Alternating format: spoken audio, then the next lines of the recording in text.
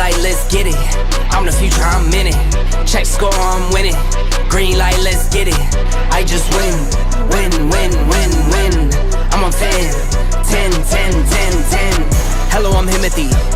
I got the recipe. I got the flow. I got the remedy. I know they do. I know they envy me. Feet on the floor. What they gon' say now? We came along from last place, bottom to top of the fast pace. Out of the surf, I get touchdown. I take a loss, get it back 8. I'm in the gym putting numbers up. You're never there, you got bad traits. Never excuses or cover-ups. Learn from the losses and bad breaks. Green light, let's get it. I'm the future, I'm in it. Check score, I'm winning. Green light, let's get it. I just win, win, win, win, win. I'm on 10, 10, 10, 10, 10. Green light, let's get it. I'm the future, I'm in it. Check score, I'm winning. Green light, let's get it. I just win, win, win, win, win. I'm on 10, 10, 10, 10, 10. Who said I wasn't him? Who said it? All this talk about who's on top and who's not. Miss me with the gossip. Check the score, yeah.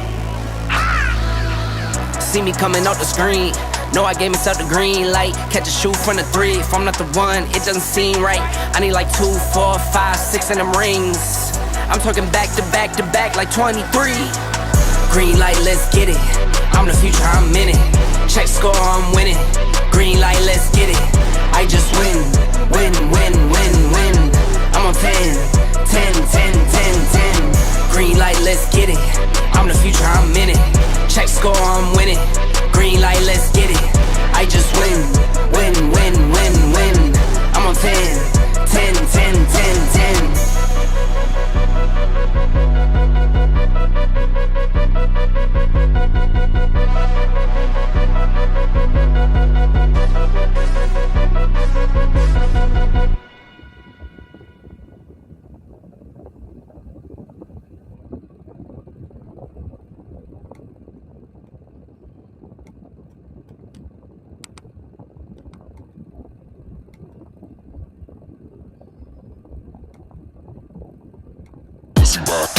Pussy by association.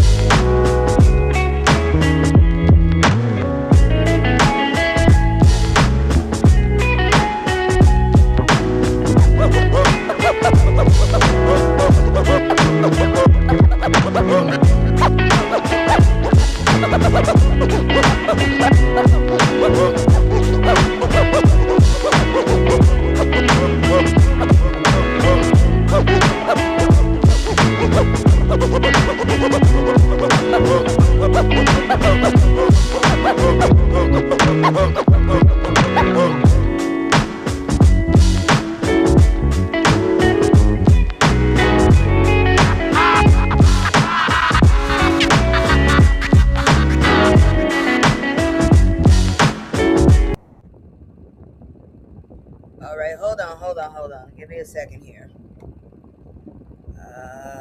Components. See, I gotta do something new. All right, so we're here we go. All right, so basically, God dang it. Basically, don't come for me. This is my disclaimer. That's all I'm telling you. That's all you got to know. Anyways, let's begin because I'm tired of this. This is all new here. Let's get it. Green light, let's get it. Green light, let's get it. Green light, let's get it. I'm the future, I'm in it. Check score, I'm winning. Green light, let's get it. I just win, win, win, win, win. I'm on 10, 10, 10, 10, 10. Hey, what's up, y'all? I told y'all I would do this, so I got over 200, so I decided to cam up. There you go. Hold on, let me turn the light on so y'all can see me properly. Okay. Oh shit, I'm blind. Let me move that. Okay, so there we go. Here I am. Let me turn this off. All right. So let me go ahead and apologize for not popping up on the 31st. I did want to come out for watch night, but on the 30th, I got a phone call for somebody with the set. Yes, this is me. I told y'all I would cam up. I had already told y'all that I was gonna come on the 31st, but the problem was I got a phone call from somebody with the same last name as me, and that scared the hell out of me, and for a good reason, because apparently my mother was in ICU. So I was gonna go drive down there, but I've said it before and I'm gonna say it again. Honorary people will live forever. That's all I'm gonna say. Honorary people are always gonna live forever. I don't care what you say to me. Them bastards, they won't die. My mother is gonna be here forever. So somehow she had a blockage in her heart. They went up in there, and don't you know that blockage said goodbye? So she's out. She's feeling better. I was going to drive down there because I don't trust the planes right now, but my mother said she wasn't comfortable with it, and I wasn't comfortable with it. Not to mention, I still am in the middle of school. So I turned in my last project yesterday. I think yesterday was Friday. That's it. So that's the reason why I wasn't on the 31st, because I was trying to figure out, am I driving down there or what? I think I would prefer to take a train, honestly. I haven't heard about any recent train crashes. So, that's all I'm saying. All right, so we're going to go ahead and get into the news. I'm going to do the best I can because I'm not using OBS this time. It's just straight up this stream. So if it ain't right, I'm so sorry. But let me go ahead and get y'all to this next one. Wait, what is she feeling better and apparently living forever? Yeah, because I'm telling you, they said they went up in there with like a catheter, and they said it wasn't there no more. It found a way to unblock. I don't know, but I'm just hoping and praying that things, work as they will. So anyways, let me go ahead and do this. All right, this is the first story. I'm telling you, I don't know what to do because I couldn't figure out how to hook this all the way with my camera over there because it wouldn't have shown me. It would have shown something else. But anyways, let me go ahead and tell y'all about this story right here. Can y'all see it properly? Let me know. I hope so. All right, let's get into this mess because it's layered like a bad lace front. Okay, so Drake, Stake, and the alleged streaming scam nobody's supposed to talk about.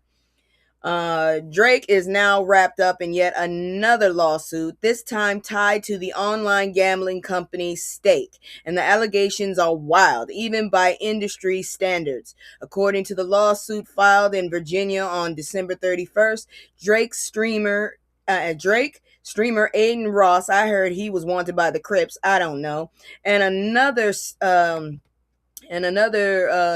I can see. Okay, good.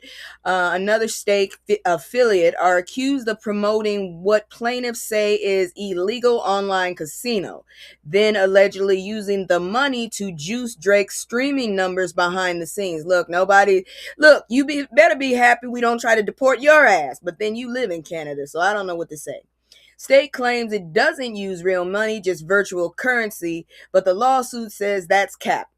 Plaintiffs allege users were deceived, regulators were misled, and that money was being moved around using Stake's tipping feature outside the oversight of any financial regulators. In plain English, allegedly cash moving quietly, no receipts, no supervision. Okay? And here's where the music industry part gets nasty. The lawsuit claims money from Stake was allegedly used to fund streaming farms, automated bots, and artificial plays on platforms like Spotify, inflating Drake's popularity, distorting recommendation algorithms, and drowning out competitors.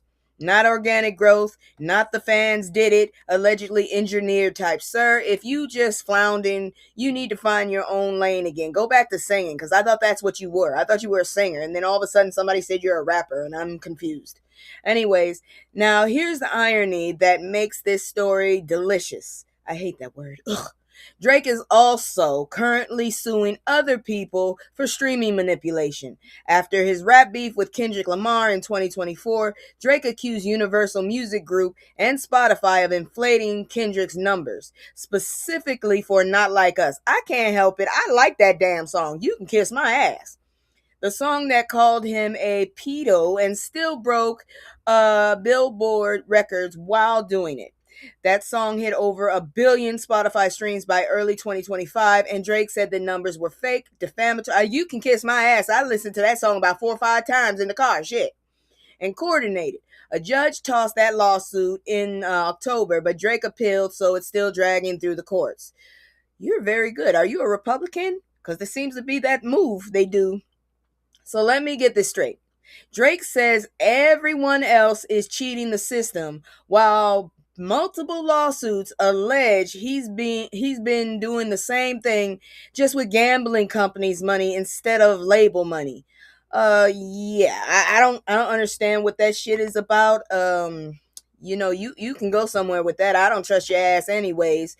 I didn't understand how you went from an actor to a goddamn singer in the first place. Because usually, let me fix this because y'all can't see that shit right there. I just noticed I didn't finish. I was in the middle of trying to figure out this other program, and I totally forgot to do this. Okay, there it is right there. All right, you can see all my little makeups and shit. I don't do makeup very well, but I tried to damn this, god dang it. I tried as best I could. Contours are, I still need to work on the contours. Damn, I got fat cheeks. But anyways, let me go back to telling you, I don't know what to tell y'all really. Drake get on my goddamn nerves as it is. I thought he was a singer. So he's a rapper apparently, and now he's gambling. I see, this is what happens. You see what happened to the last people that fucked around with Aiden Ross? Look at your ass. Now you fucked up. Oh, Lord Jesus, have mercy. Oh, thank you very much. I had to do this fro thing. This is my incognito because my hair is actually looser, I guess you could say. And it's not, I'm not trying to be looking any kind of exotic right now because these motherfuckers out here. And I refuse to let them try and put my ass in the Dominican Republic. I don't speak Spanish. I'm in trouble. Shit. Anyways, let's move on to the next story because I'm telling you right now, I'm still learning these layers and stuff. Please forgive me because honestly, I don't know what to do when I'm not using OBS. But I was determined to get this done, so here we go. Let me go ahead and do my like commercial. If you like what I'm doing, if you have a suggestion or something, put it in the comments. Subscribe, like, share, get my word out. I'll be right back. It's just me and the fam. It's just me and the fam. It's just me and the fam. It's just me and the fam. Yeah. It's just me and the fam. See my little Tay-Tay, that's my hype girl, that's my mascot. Little ones go for hours and some hours till we pass out. Stay inside the house, turned up with them racks out. Stay inside the house, turned. All right, we're back, and here goes the story. Deadly boat capsize in Nigeria shows who gets forgotten in global news. Now let's talk about a tragedy that didn't get nearly enough attention. At least 25 people are unalived after a passenger boat capsized in northern Nigeria's Yobe state, with 14 people still missing. I think they have alligators out there or crocodiles. Hopefully they got out of that water. Because I don't trust any kind of sub-Saharan water. Nope. I've seen too many crazy-ass movies. This was as of Sunday. The boat overturned Saturday night along the Yobe River near Garby Town, carrying residents who had gone to market. Regular folks, farmers, fishers, families just trying to survive. Out of the 52 passengers, only 13 were rescued, and they're currently receiving medical care. Authorities say that the boat overturned mid-journey, but the details are scarce, which is part of the problem. Search and rescue operations are still underway with emergency responders, security agencies, and local volunteers working together. The governor offered condolences and promised medical logistical support, but let's be real, condolences don't fix broken systems. Boat accidents like this happen constantly in Nigeria, especially in rural and river dependent areas where roads are trash or non existent. Water transport becomes the only option, and those boats are often overloaded, poorly maintained, and missing life jackets entirely. This isn't a freak accident, it's a pattern. Just in the last few months, similar capsizes have unalived dozens more. 30 people in September, 25 in July, and yet the global media yawns. Why isn't anybody reporting this shit? When black lives are lost outside Western borders, it's treated like background noise instead of a crisis. Infrastructure neglect is violence. Poor safety enforcement is violence. And pretending this is just unfortunate instead of preventable is violence too. That's all I can say about it, because honestly, I don't know what to tell you. This is ignorant. This is blasphemous, honestly. You losing all those people and nobody has said anything yet? It ain't right. It just ain't right. Now, we're gonna go ahead and move to the next story. I just cannot figure out any hotkeys on this thing. This was up. I totally forgot that I had to reconnect shit, but hell, I did what I did, and I'm not sorry for it. So let's go ahead and do this anyways. Maybe if I had them change the spout, that would have done it. Yeah, that probably would have worked, but it's too late. I'm already doing stuff and I'm not changing shit. So I know y'all heard about this shit. Let me see if I can pull it up right now, because I don't know what to say about it. It's the dumbest shit I ever seen in my life. Let me see where the story is, because shit, it's not even in order. That's so irritating. Give me a second. I know how to do that. I can get that order right now. Let me see here now. Screenshots. Because I don't want to do this anymore. All right, what's the next story? Okay, yeah, now I know what it is. All right, let me go ahead and show y'all this one. All right, so Caribbean, he done fucked up so much shit. I don't even think what he did was legal. I'm so pissed off, I don't know what to tell y'all. It's just like every time he trying to act like Obama, but see, Obama actually worked with Congress and all this other shit. Your ass just does stupid shit. I'm very sure this is not legal at all, what he did. Flights canceled while Drumpf plays empire builder in Venezuela. So he's about to fuck up two for one. He's about to fuck up two countries at the same damn time. How the hell you gonna take over another country when you fucked up this one and you still fucking it up? So if you were stranded in the Caribbean this weekend, you weren't imagining things.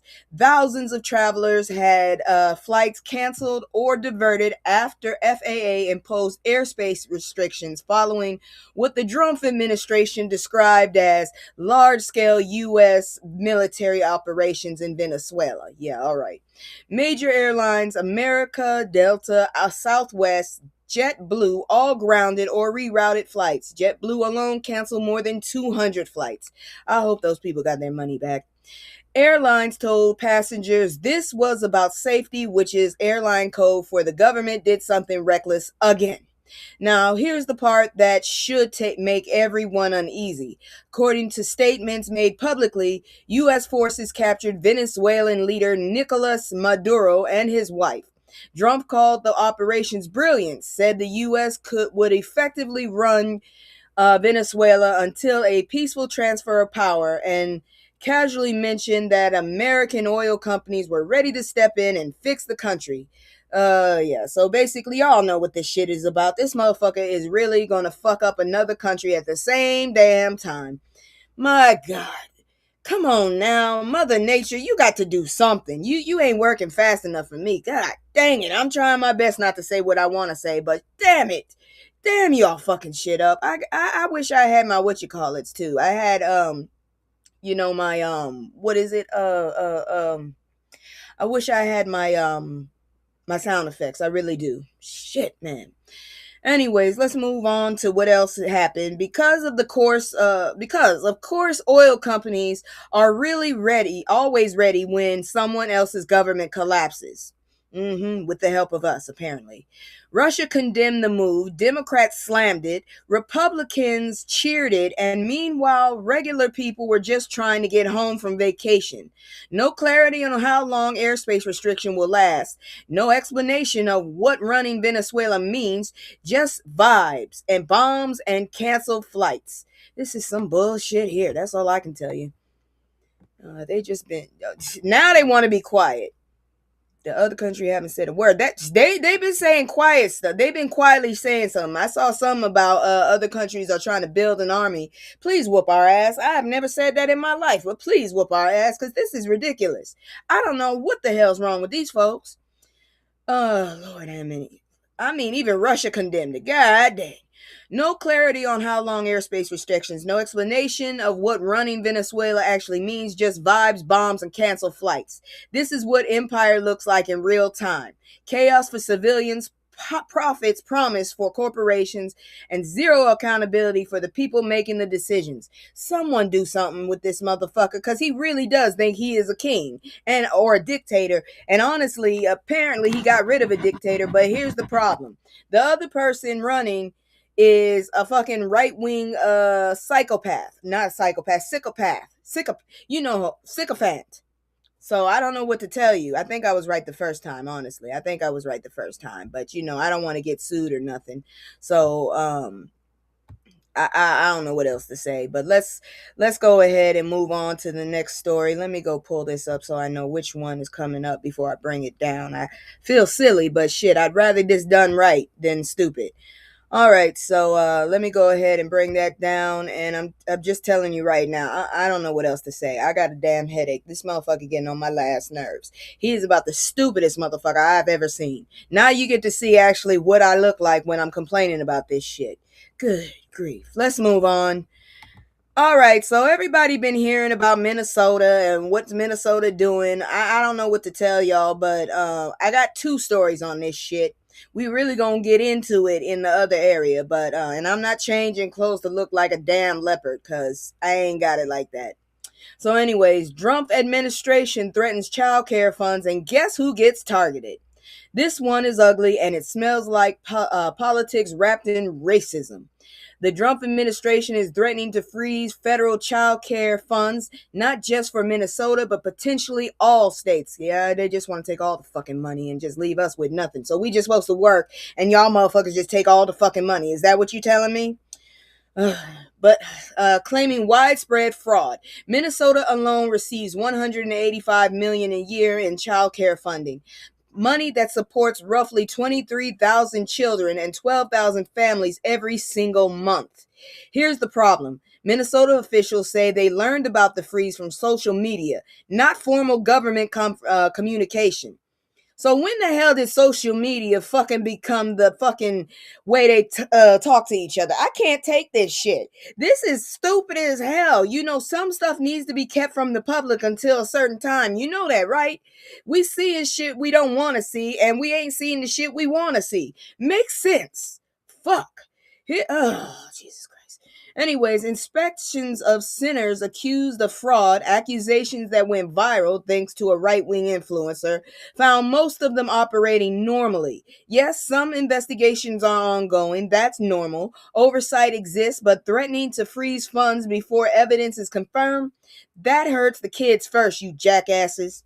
And let's not ignore the racial subtext of many of the children's centers being spotlighted or are run by Somali immigrants. And Drumpf has previously targeted Minnesota's Somali community with immigration enforcement, even calling them garbage. I swear to God, this is the worst president in the goddamn world. He is just all kinds of redneck, just is what I'm saying. Oh my God. So now we're punishing kids. Destabilization is the word of the day, apparently. Childcare providers who already operate on thin margins and letting unverified social media claims dictate federal policy. Oh my Lord, this is political theater with families as collateral damage. And I don't know what to tell you because honestly, Shit. What you want me to say? I tried to put this shit in the worst to getting, so the shit gets a little better as we go. I'm just letting you know, but it's not over, cause fuck.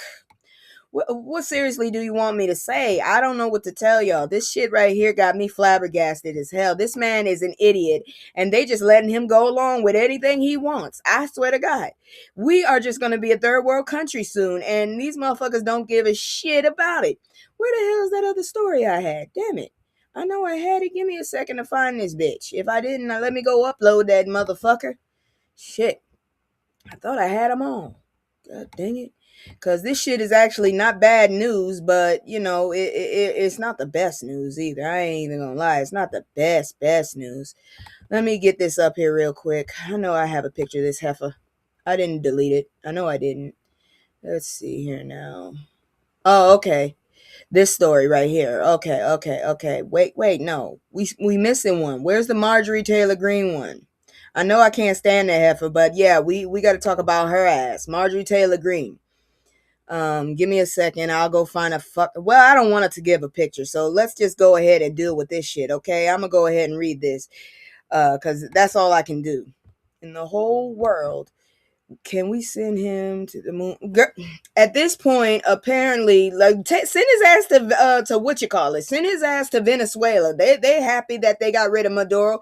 Take him too. Take his ass, okay? And let us go ahead and take his damn vice president with his ass, and let us do a new fucking election, because this shit right here is a mess. But let me go ahead and tell y'all this one. I don't know where the hell my story went, but the picture. But let me go ahead and tell y'all.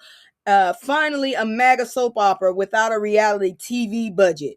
Marjorie Taylor Greene, once one of Drumpf's loudest cheerleaders, is officially resigning from Congress on January 5th. That's tomorrow, y'all. Tomorrow. She says she wants to spend more time with loved ones, but let's not pretend that's the whole story. We know what the hell the story is. The girl is jilted, fucker. Green's been feuding with Drumpf for months, especially after refusing to toe the party line on the Epstein files. This motherfucker in that shit all over the shit. He's in it. He done touched some of them damn girls. What the hell y'all want me to say? Anyways, brace yourselves. Apparently, appearing on The View, that alone was enough for Drumpf to call her a traitor and a ranting lunatic on Truth Social. I just want to know how many motherfuckers are actually on that bitch, because I just can't seem to think that is a very thriving company. Yes, the same woman who compared him to Jesus. You have lost your mind if you compared that ugly thing to Jesus, to the Messiah. Good grief. Her resignation opens a special election in Georgia's 14th district, and it signals something deeper. MAGA loyalty only lasts as long as you never question the cult leader. We've been telling y'all asses that he don't give a shit about nobody but himself. He might care about his kids a little. I don't know what the hell y'all thought was going to happen. Yeesh. Step out of line once and suddenly you're disposable. Do we not remember that his fucking vice president talked shit about his ass for the longest time? He didn't like his ass. Most of the motherfuckers in his cabinet talked shit about his ass until they needed him. Now I hear y'all talking about this shit. If y'all don't miss me with the bull. Anyways, oh Lord, watching these folks turn on each other is fascinating, but don't mistake it for growth. It's just power eating itself. These motherfuckers still got a grip on our shit, and we got to get them out the damn office, because this ain't gonna work. This just ain't gonna work at all. But here's some more good news. I actually have a picture for that one. I don't know what the hell happens. I told y'all this is a struggle thing. This is a struggle fucking video. Here we go. So Jack Smith's deposition drops, and Jamie Raskin basically said, y'all tried it. All right, so the closed door deposition. What you say? Let me see. Okay, this thing is just not scrolling. All those. That's what I'm saying. There was nothing but never Drumpfers, and now they're all on his goddamn schleck. Yeah, I'm not going to finish that word. Anyways. All right, so the closed door deposition video and transcript from former special counsel Jack Smith is out. I think he'll be back. I really do. And Representative Jamie Raskin came through with a statement that pretty much translates to the evidence was there, the accountability got blocked, of course. So Smith's testimony, according to Raskin, lays out that his team developed proof beyond a reasonable doubt that Donald, I never read my own briefings, Drumpf, engaged in criminal schemes to overturn the 2020 election and prevent the lawful transfer of power. I think we all knew this shit, but I guess we needed it in concrete. And he didn't mince words. Smith described Drumpf as the most culpable and responsible person in that whole conspiracy.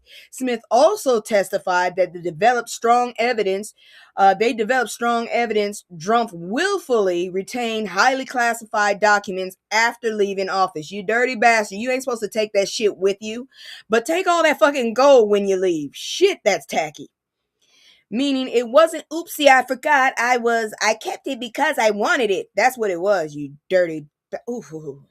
And on January 6th, Smith's position is clear that the day doesn't happen without Drumpf's instigation and participation. I was sick on that day. That's all I know. That's probably why, because he was talking too much and it just sucked the life out of the world. And I just didn't have enough energy that day. That's how I feel. Anyways, that's not a hot take. That's the whole point of this investigation. Now, here's where Raskin goes for the jugular. He says the prosecution didn't fail. They were blocked. Haha, I heard my phone, but I bet you didn't. I buried that bitch this time. Right under my co-host she is out cold. She's behind me, directly behind me.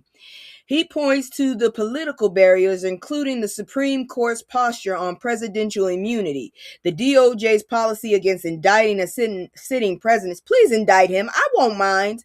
And because, of course, Judge Aileen Cannon, this bitch right here, rulings affecting the classified documents case. She need to get her ass on. She's already, there is serious, what you call it? What do they call that? It's a conflict. It's a conflict of what you call it. But anyways, let's see here now. Let's see. So I heard it, but it isn't a distraction or anything. Oh, okay. Damn. See, you just made me feel all bad. I thought I had finally succeeded. I was feeling good. Here you come, pull the rug from under me. Just put that up there so y'all know it's Joker. Anyway, so the takeaway, Raskin basically saying the case was built, the proof was there, and Drumpf's return to power is what kept him facing consequences.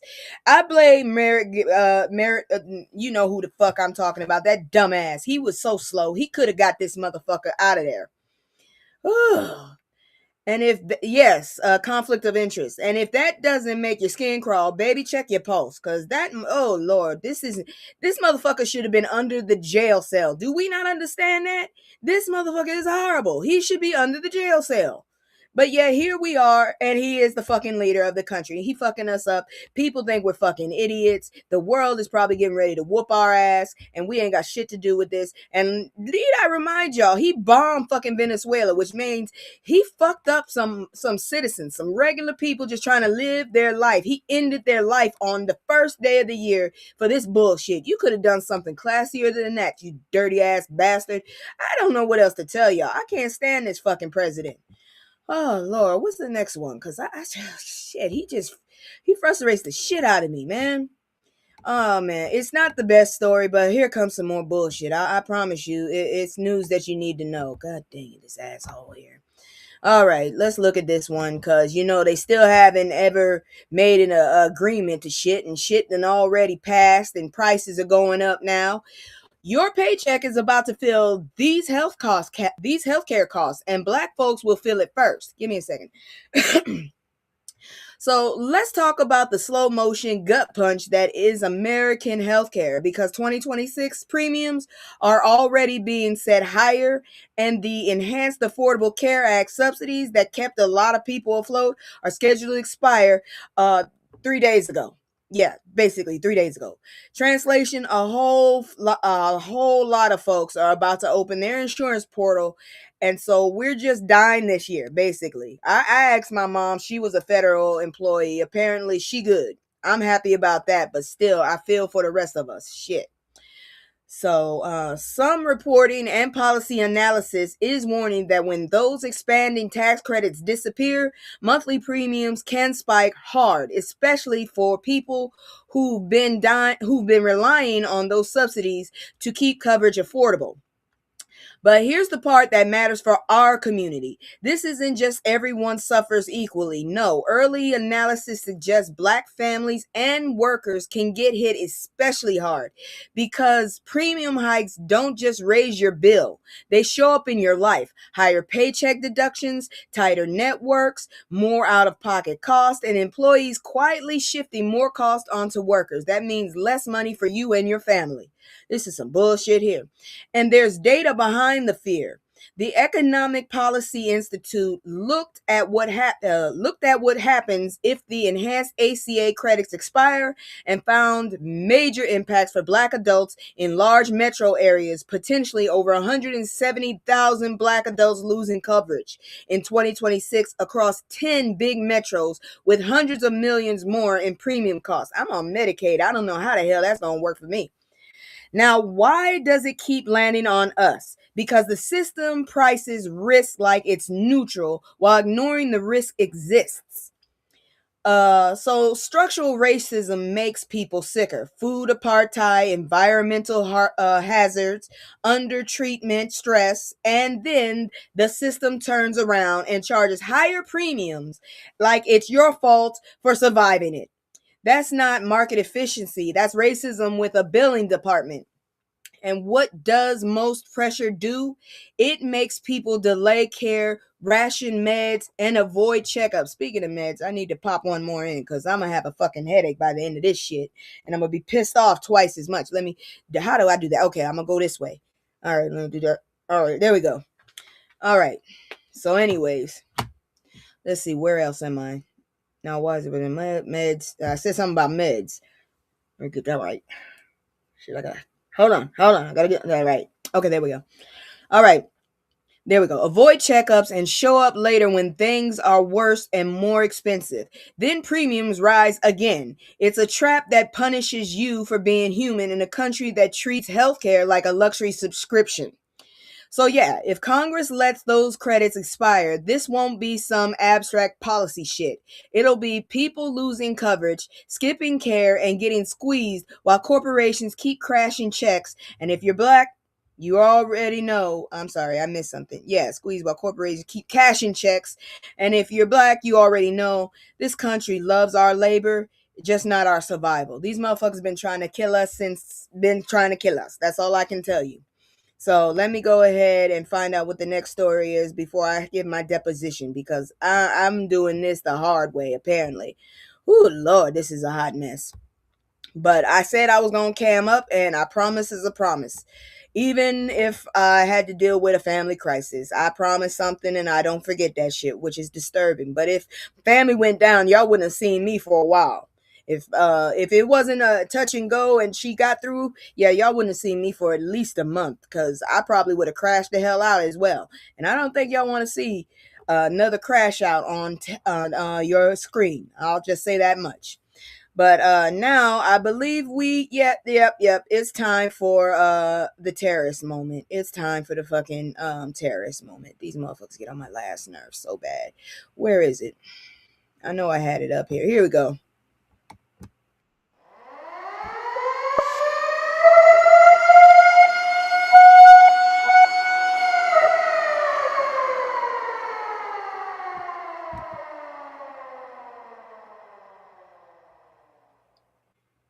So your mama served me. White man goes down racist a tirade against a Black woman. Man, y'all motherfuckers are bold as hell. That's all I gotta say. He must have been old as hell, cause I don't know. Now this one made my stomach flip because it's not just racist, it's terrorism with a backyard energy. A white man identified in reporting as Wayne Cunningham was filmed brandishing a force multiplier and screaming racial slurs and threats at a black woman and her children after they parked on a public street. Parked on a public street. Let me see, bring that down. We understand. Just let us know so we don't crash too. All right, I'll let y'all know. But anyways, and screaming racial slurs and threats at a black woman and her children after they parked on a public street near his home. Not in his driveway, not on his lawn, on the fucking street, where streets do street things, and where you drive your car and park the bitch. There are usually spots, public parking, unless you have something which is called reserve parking, and you usually pay for that bitch. Unless you're in New York and you have a fucking traffic cone, then that's just a fight right there. Okay, and the language he used was filthy. He allegedly yelled, "My mama owned your mama," and other explicit slurs right in front of the children, because nothing says I'm secure in myself like threatening a mom with kids while kids are watching. Why don't they ever do this when the big hulking black dudes are around? Why don't they ever do that when they're around? And yeah, like I said, I proved, I'm not AI. This is a whole black woman right here. I can't make this shit up, all right? I look this way because my mama went and looked for a pretty boy, and look what happened. She didn't get everything she wanted. The footage was posted around Christmas Eve by Kansas City Discover, a black-owned outlet, and it spread fast because people are tired of it. It's just a misunderstanding nonsense. And here's where the outrage hits a second time. Reporting says law enforcement was called and people online criticized the police for allegedly taking no action. Somebody should have recorded that bitch. I would have recorded that shit. It'd have been on fucking TikTok. It'd have been on Instagram. It'd have been on every fucking thing I know.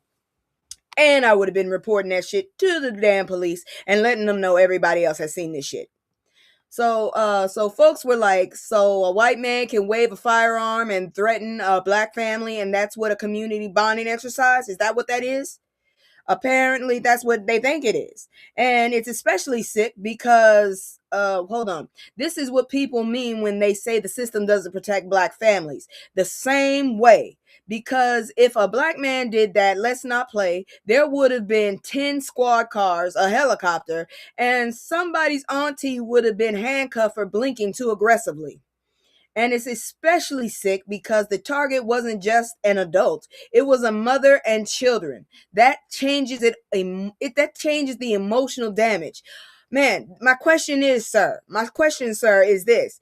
Do you feel better about yourself? You just threatened a whole family that didn't have shit to do with you. They was minding their own business, living their life, living their best life, and all of a sudden your ass had to come out and say that shit. How do you know they just moved here? How do you know their mother didn't move here? Ain't no damn way. Talking about my mama owned your mama. I'd have kicked you right in the mouth. I really would have. Someone that had to hold me. Cause that just you would have smelt my shoe. Anyways, cause I'm telling you, that dude would have been handcuffed had he been black. And it's especially sick because the target wasn't an adult. It was kids, man.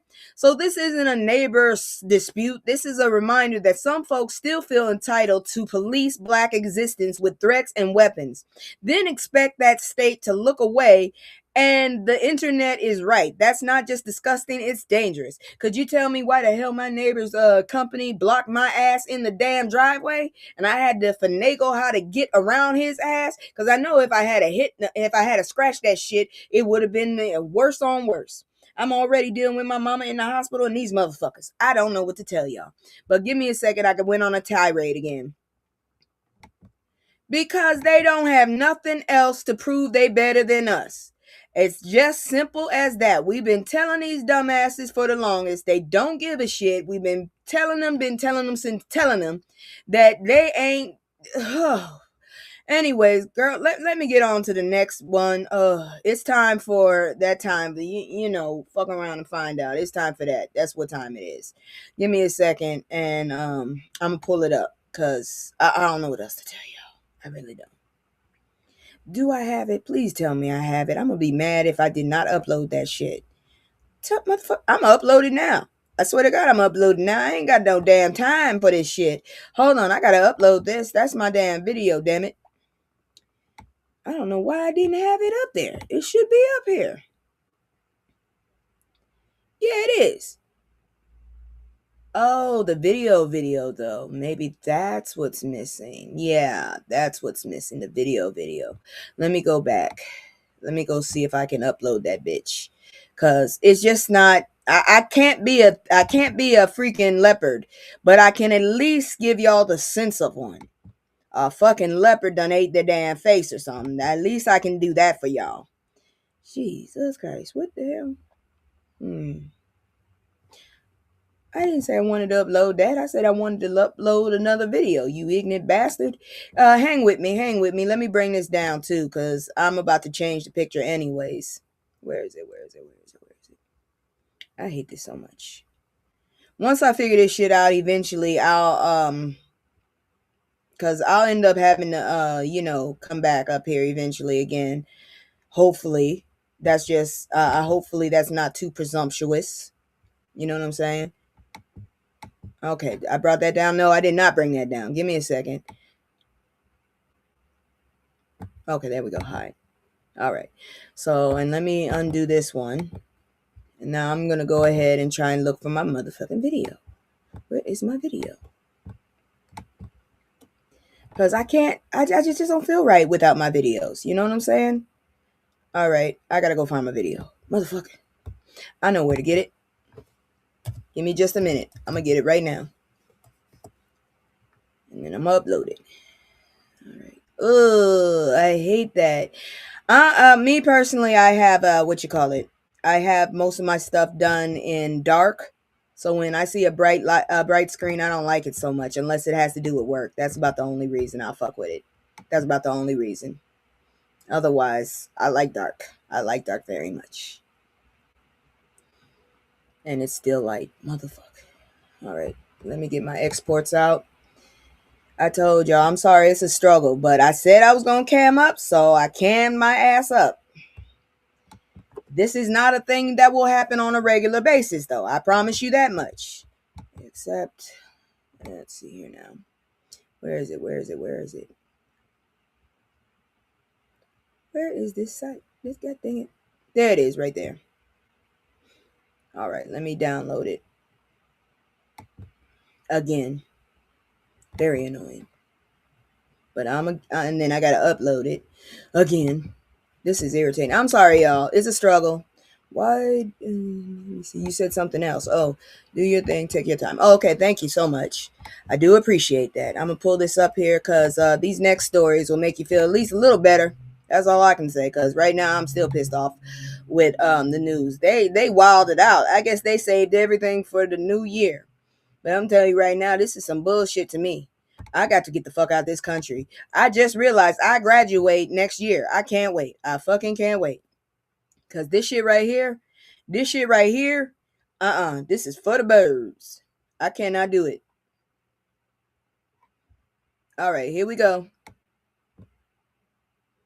I got it now. I don't want the second, I want this. I'm all in my head, way I'm a ring. I've been moving like a hot mess. So I told y'all we gonna be talking about some things more differently. So Venezuela raid fallout about oil, says Crockett, and Chevron's name keeps coming up. I applied to them before. I have a degree in that shit. Ugh. Anyway, so the Venezuela operation isn't just a foreign policy story. It's a what the hell are we doing story.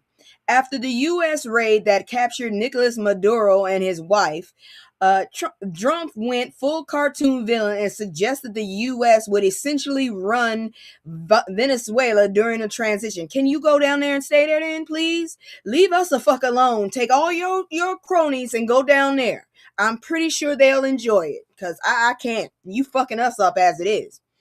While praising the idea of the major U.S. oil companies going to fix infrastructure and start making money. That's what it's all about, making fucking money. Not for the people, for your ass. You dirty bastard. Oh, I can't stand that fucker. Anyways, and that's why Jasmine Crockett was like, this looks like it's about oil. I told y'all before it was about oil when he first started fucking with him. Because when the fucker starts talking investments and running another country's people tend to ask who's about to get paid, him. Representative Ayanna Presley also blasted the move as a violation of the Constitution and international law, calling out the lack of congressional approval and warning it could destabilize the region and cost billions. Because apparently we have a lot of money. We don't. Meanwhile, Republicans are calling it a win, labeling Maduro a narco-terrorist and treating this like an action movie with applause breaks. But excuse me. But a lot of Democrats are asking, where is the plan? What's the legal basis? What happens next? Which are normal fucking questions, y'all. And the ripple effects aren't theoretical. Flights across the Caribbean got canceled because the FAA restricted airspace due to safety risks, stranding travelers and scrambling airline schedules. So you fucked up that shit. Great. So if you're sitting there like, why are we causing travel chaos and talking about oil companies in the same breath as democracy? Congratulations, your instincts are working. Because when the leaders start describing regime change like a business opportunity, it's usually regular people who pay first. Venezuelans, Americans, travelers, service members, while corporations line up like it's Black Friday. I can't stand this. How can anyone call this a win? This is hard. Who you telling? Are we great yet? Because this is embarrassing as hell. I didn't even know we had shit with them. What the fuck? But believe me, this is not over. Let's switch over to the next one. Because I'm telling you, these motherfuckers think we ain't watching them. They thought they could overload our asses. We saw y'all when y'all said the first time. Now look at this shit here. So Warnock says Congress needs a spine because Drumpf is trying to run another country. Can y'all how about we just leave him in that country and we get a new election? Fuck, shit, damn. Senator Reverend Raphael Warnock came out with the energy of a man who is sick of this mess. What'd you say? Let me see what you said. I'm tired of this bullshit. I really am. Are we great yet? Exactly. I'm not proud. I don't know about you. I'm proud to be in. No, I'm not. Because right now it looks like we're thieves, bullies, and murderers. That's what it seems like. They used to say my high school was called they said my high school was called Kmart, and it was for killers, murderers, which is basically the same thing. Arsonists, that was me. Let's see, Kmart. Yeah, Grapist. I don't know who the hell that was. And terrorists. Yeah, they said that's what our school was an all black school. Basically, one white dude and one nasty white girl who ended up doing some jobs in the boys' bathroom. I'm just saying. But yeah, they called our school that. No, they need to call this country that. That's what it needs to be. This country needs to be renamed Kmart. And that's an acronym for all those fuckers. Oh, Jesus Christ. So anyways, Senator, sick of the mess. After Drumpf announced a large-scale strike in Venezuela and said the U.S. would run another country until proper transition, Warnock basically said Congress needs to do its job and put this reckless president in check. He doing too much, in my opinion. He doing way, way, way, way too much. Too much shit for me. Too much. Warnock's point is simple. Americans do not want U.S. troops dragged into another endless conflict, and they definitely don't want the U.S. government running somebody else's government, especially with no clear explanation and no congressional authorization. Could somebody please get a hold of your fucking orange man, please? This motherfucker is wild, and y'all just letting him do all the fuck he wants. What the heck? Is this some kind of way to get us to accept a worse fucking regime? Fuck. Warnock's, let me go back. Anyways, we must have gone to the same school. Damn. Who knows? I told you, I'm trying to figure out who you are. They definitely don't want the U.S. government running somebody else's government. Like I said, he also called out the hypocrisy. Drumpf campaigned on getting America out of foreign wars, and now he's acting like he's casting the U.S. as the manager of Venezuela. Warnock said, we've seen this awful movie before. Translation, it starts with promises and ends with body counts and chaos. This motherfucker is doing something stupid. Warnock acknowledged Maduro is a dictator involved in international drug trade. Nobody's defending that, but he questioned why this escalation has no clear strategy and would worsen instability for a nation of about 28 million people, potentially fueling more migration and more trafficking. And he demanded answers. What's with justification, please? What's the plan? And who is actually fighting for Americans who are struggling right now? Housing, healthcare, wages, while Drumpf plays global landlord? Man, y'all better miss me with that bullshit. I'm sick of this bullshit. That's all I'm saying. This is getting on my damn nerves. He is fucking it up. He did note he's relieved no U.S. service members were killed and offered prayers for the injured. But overall, his message is clear. This kind of I'll do what I want foreign policy is dangerous, and Congress can't keep acting like a decorative furniture. Seriously, I don't want no fucking king. I'm gonna take my ass to Canada as soon as I can. Y'all motherfuckers can miss me with this bullshit. I don't know what else to tell you. I'm tired of it. They getting on my nerves. I'm getting a headache every damn time. The hair right here, this shit is natural, okay? I don't have a whole bunch, but it's there and it's turning gray. What the hell am I supposed to do with gray edges? Please tell me, because I don't know what the fuck I'm supposed to do with that shit at all. But we ain't done. Oh, God, we ain't done. I wish we were, but we ain't done. Where the hell is it? Oh, here we go. Next one. This dumb shit here. He's sitting up there trying to claim this shit. Oh, Lord. Miss me, please. Just miss me. Drumpf ends National Guard deployment in Chicago, Los Angeles, and Portland. No, the Supreme Court told your ass you can't do it, motherfucker. Trying to take claim for that stupid shit. So Drumpf hopped on social media December 31st and announced that he's ending National Guard deployments in Chicago, Los Angeles, and Portland. Oh, you such a bitch. You know damn well why you doing that shit. You doing that shit because they told your ass you can't do it. The damn fucking Supreme Court said your ass can't do it, bitch. Excuse me. Anyways, he claimed okay, let me see here now. But of course, he had to frame it like it was the Batman. He's the Batman of the crime stats. He claimed crime was greatly reduced only because of the guards. No, it wasn't. It was down before, bastard. Then immediately followed it with a warning. We might come back stronger because nothing says public safety like sounding like a comic book villain teasing the sequel. Can we please get Mother Nature to move her ass, please? Please, please, please, please, please. He didn't end it. That's what I'm saying. But he trying to act like he's. Oh God, I can't handle these people. I hate them. I hate them. I hate them. Oh Lord, God forgive me. I hate the people they are. Anyways, here's the real reason this happened. Courts started slamming doors. The Supreme Court plus lower courts rulings and appeals decision undermined his justification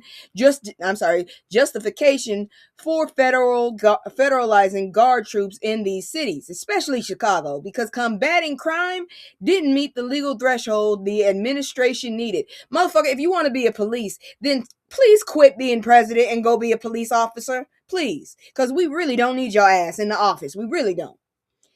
In other words, you can't just drop troops into a city because you feel like it and call it governance. Can please, can y'all do something about this fucking war he's trying to make?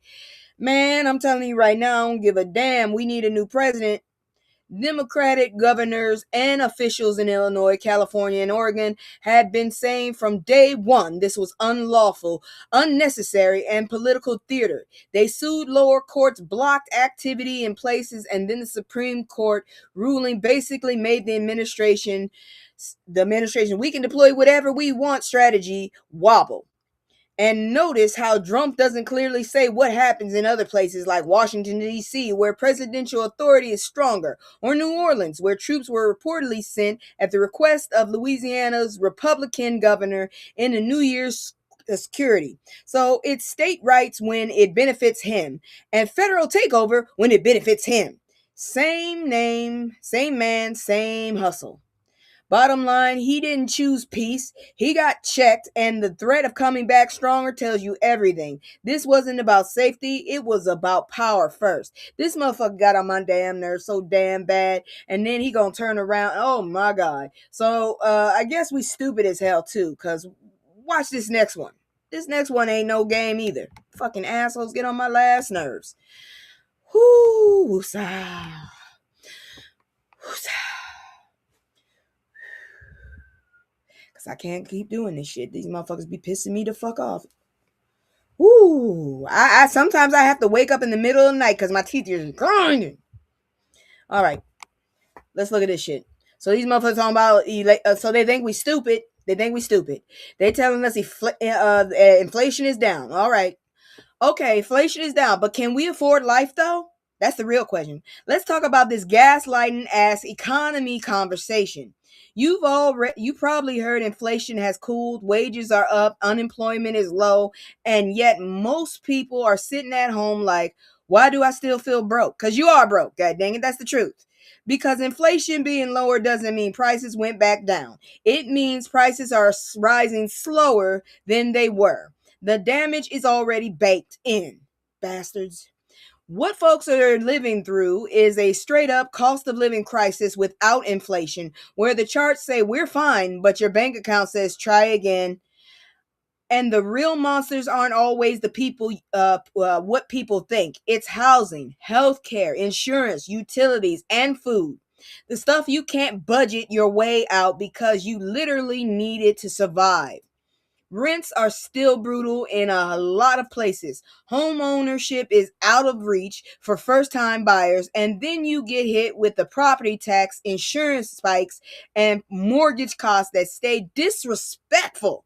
Even when inflation headlines calm down, healthcare is another quiet robber. Premiums, deductibles, co-pays, plus medical debt, which doesn't slow up in inflation stats, but shows up in your stress level and your choices. Thank God she's got federal insurance. Damn it. Thinking about my mother again. Sorry.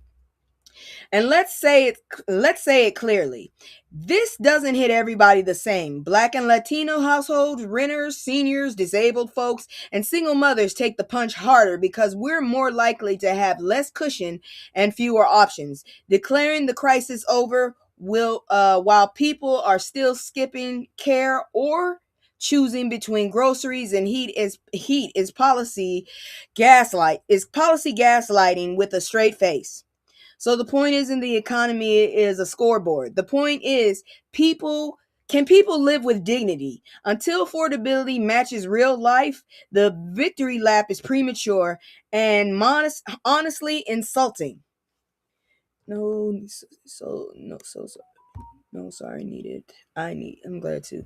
I just can't with these motherfuckers. I can't. They get on my last nerves. These people get on my everlast nerves.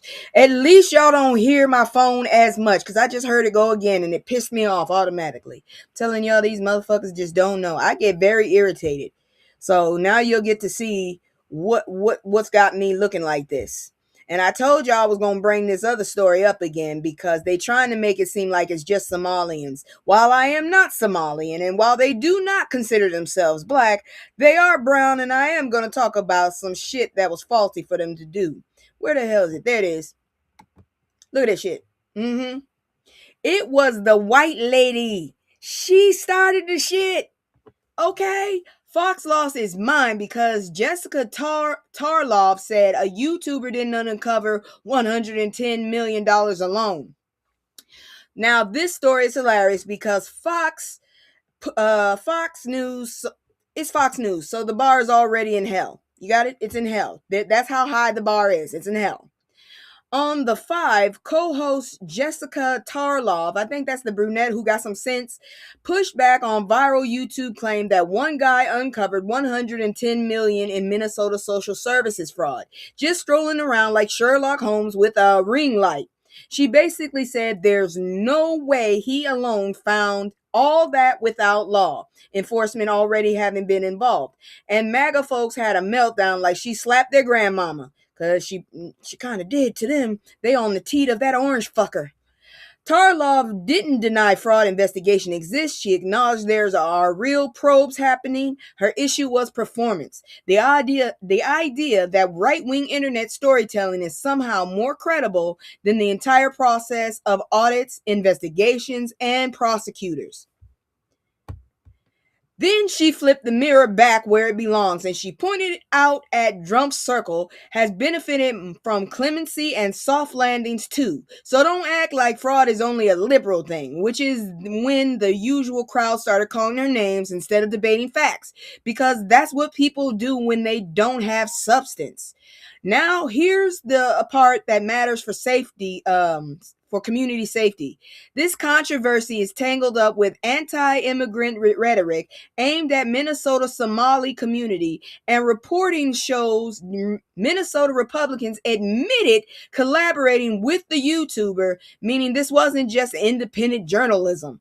It was a political content production with a target. So no, this isn't concerned citizens. It's politics, viral media, and scapegoating playing tag team. And the public needs to keep its head on straight. Investigate fraud, yes, but don't let propaganda turn immigrant communities into punchlines or suspects by default. You see that lady right there? Yeah, she was part of that shit. Just letting you know, she was part of that shit. There was a white lady involved in that scam, but ain't nobody talking about her ass. I wonder why. Moving on, because I'm not just gonna bite down on just the pale folks. Let's talk about this heifer right here. I can't believe she looked good for a grandma. I ain't even gonna lie, she looked good for a grandma. Shit, I'm 45 myself. No, I'll be 45 in March. I'm already calling it. Why do black people do that? Anyways, TikTok live streamer while driving allegedly unalives a man, then asks for cash for a mental health break. Did you really? Did you really? See, I thought it was the younger generations, but if your ass is a grandma, you got to at least be in my generation. And damn it, something wrong with your ass. Something, damn it. This one is tragic, infuriating, and way too modern. A TikTok creator named Tea Time, Tanisha McCarty Roten, was live streaming while driving through Zion, Illinois on November 3rd when she allegedly struck 59-year-old Darren Lucas, that man right in the other side, who later died from his injuries. She screamed, ended the live stream, and told viewers she hit someone. Okay, first of all, I wouldn't have been on that phone in the first place. And Chicago, of all places, I'm scared to drive in Chicago. Shit. Oh, wait, she's in Illinois. Either way, I'm scared to drive in Illinois. Fuck. At first, she told police she thought she had a green light and didn't see him in time. She was questioned and initially released without charge until investigators received tips and pulled security footage. The footage allegedly shows her running a red light around 35 miles per hour. Your ass should have been slowing down, even if it was a red light. Even if you had the light, you need to slow down a little just in case. When you see that yellow light, that fucker tells you slow your ass down. So you are going to be decelerating a little, because every now and then there's some dumbass that goes, hey, ain't no cars, let me run across the street, and scare the shit out of you. Anyways, let me see. After backlash, she posted again asking for donations to her Cash App for a mental health break. What? Which, listen, I'm going to keep it respectful because somebody died. But that request landed like a slap to people who watched the whole thing unfold. Bitch. Woo, no. Let me do that again. Bitch. The fuck is wrong with you? Police later obtained an arrest warrant and she was charged with reckless homicide and aggravated use of electronic communication device while driving. What the hell? Mental health break? Heifer! Authorities said she was arrested December 23rd as she was leaving her home and packed bags. She's due back in court January 27th, and she was released under conditions that weren't disclosed. Meanwhile, Lucas's family has been trying to cover expenses. There's a GoFundMe for his widow because that's America, where grief comes with a bill. And the lesson here isn't cancel culture. The lesson is distracted driving isn't a cute mistake. That's a grandma, though. That's what fucked me up. She's a grandma? Damn. It's a weapon, and if you're live streaming behind the wheel, you're not multitasking. You're gambling with other people's lives. Shit.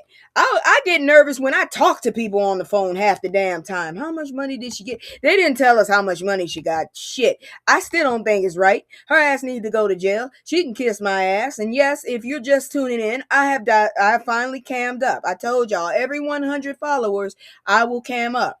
I have cammed up. This will not happen again until that time happens again. But let's see here now. Let me see what the next story is. All right. So we're done with the fuck around and find out portion.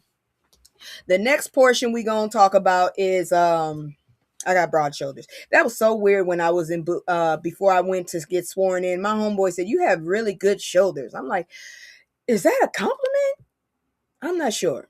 But anyways, let me go ahead and get y'all to the history part, cause you know that's how I do. I'm not just gonna tell you horrible stuff. It just don't work that way. And plus, I need to puff. So let me get this video up here, and I'll see y'all in just a minute. Where is it? There you go.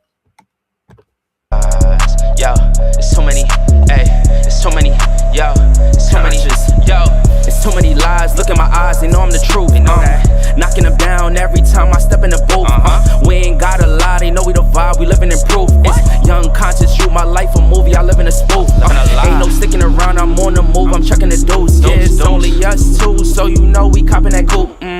We on the roof, smoking dope, look at the view. Yeah, we used to chill on the stoop, now we out here breaking the news. It ain't shit you.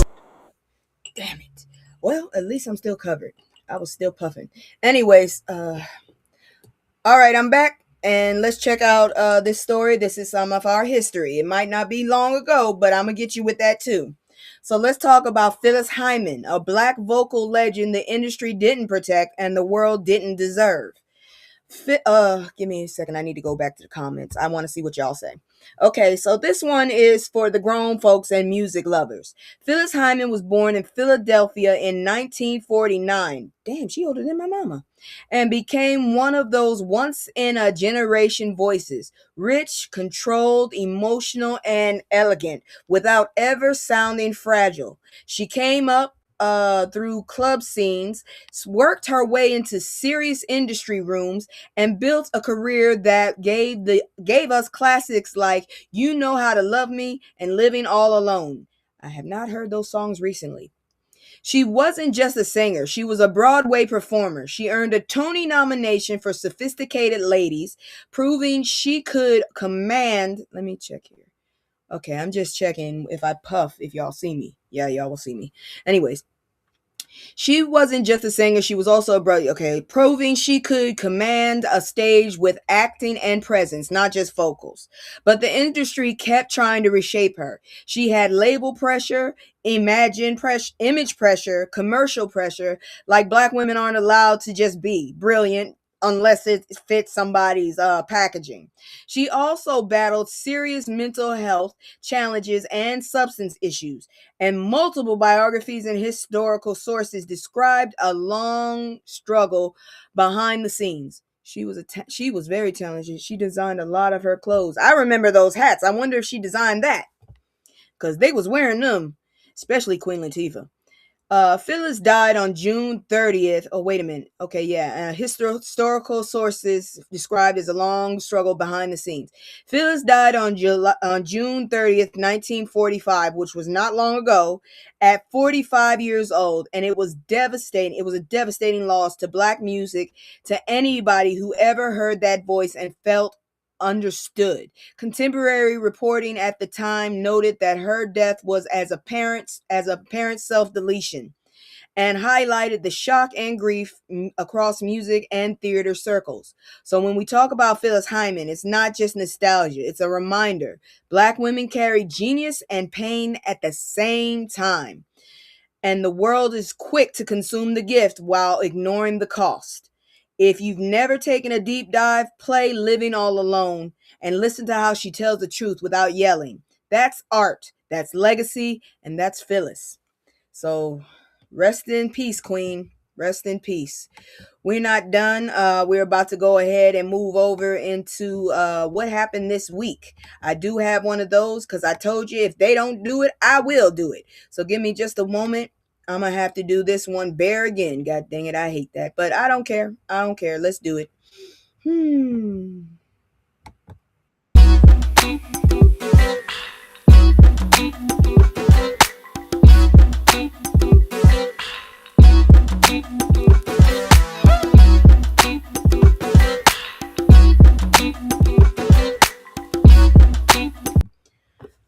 All right, so give me a second. I did something stupid.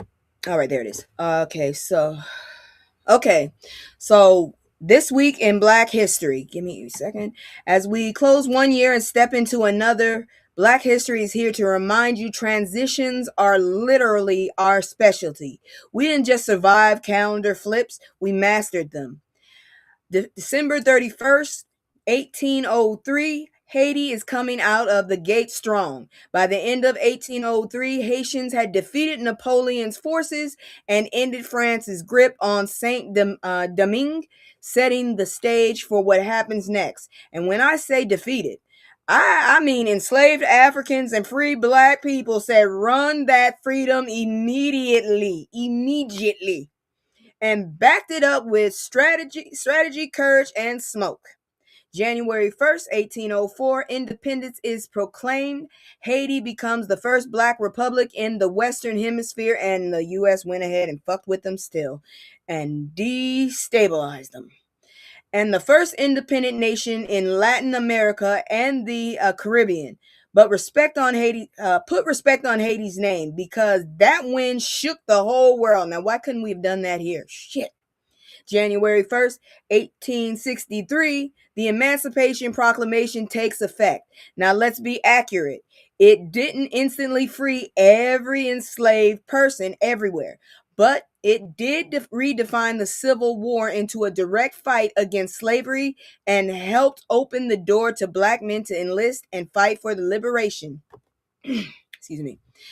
That shift mattered historically and morally. August, what the hell?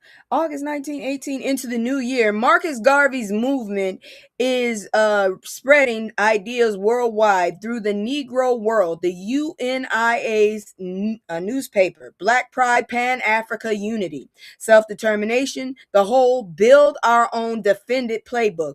This wasn't trendy, it was necessary. We need another one. We need another Garvey. January 3rd, 1964, Dr. Martin Luther King is named Times Man of the Year for 1963. And yes, that was historic. America was being dragged toward its conscience, and the movement was the reason. So from revolution to resistance to representation, Black history never takes a holiday, and neither do we. I promise you. I was going to be on here, but shit, I had too much shit going on my head. Family comes first. Before anything else, my family comes first. Well, God, then family. All right. So anyways, let's continue, because this next one should bring y'all up to par too. So give me a second. I need to get my layers right. Man, this was a last minute thing, I'm telling you right now.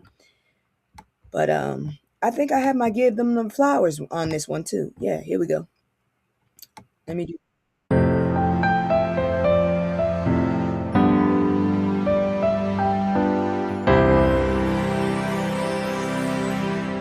Give me just a second.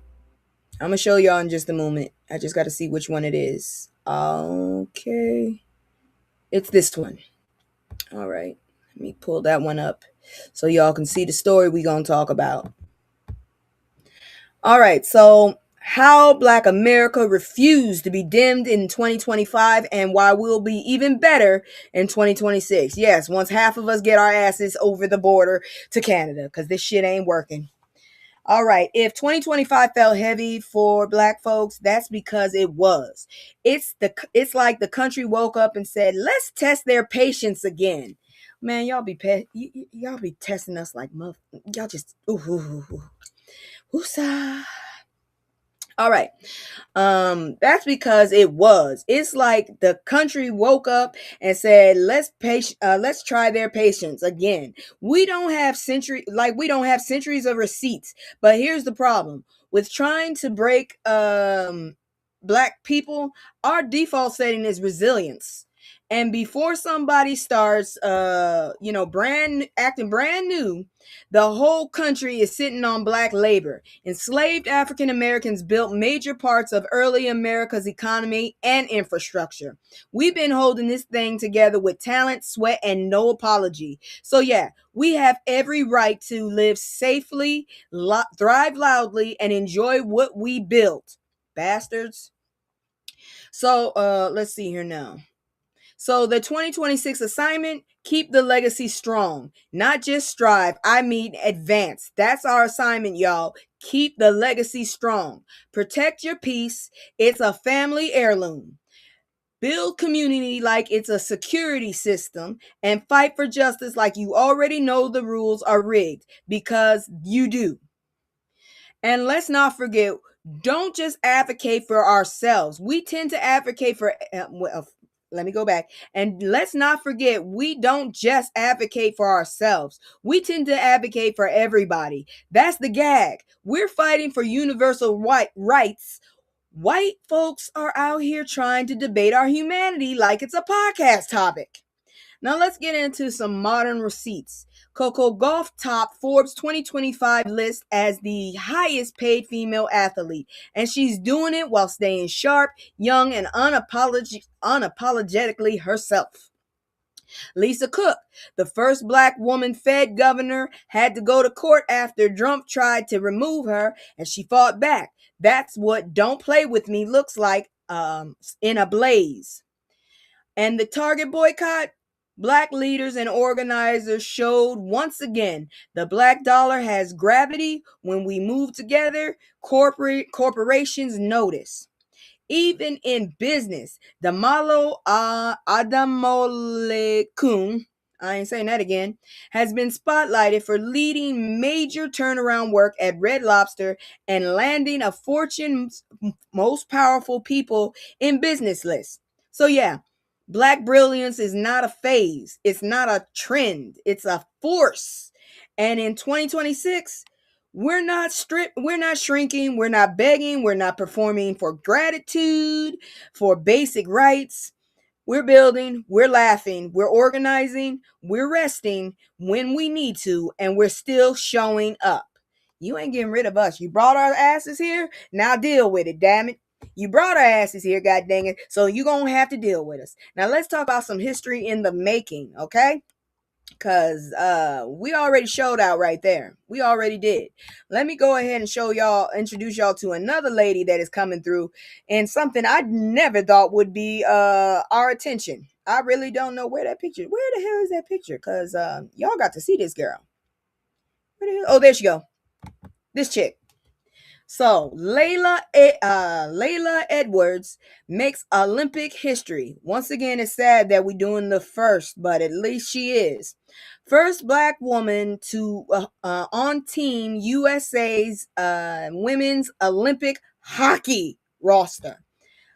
Congratulations with the hockey. I didn't know we was in hockey like that, but she got there, so congratulations. Now, this is the kind of history making I love, the kind where black girls break barriers and don't ask for permission. At 21 years old, Layla Edwards is set to join Team USA's women's hockey roster. I want to say roster for Milano Cortina 2026, making her the first black woman to compete for the U.S. women's hockey team at the Winter Olympics. I didn't even know we had our women's hockey team. That's not just a milestone, that's the door kicked off the hinges. Congratulations, girl, because I can't ice skate. I can roller skate. I cannot ice skate. Blades, I ain't doing.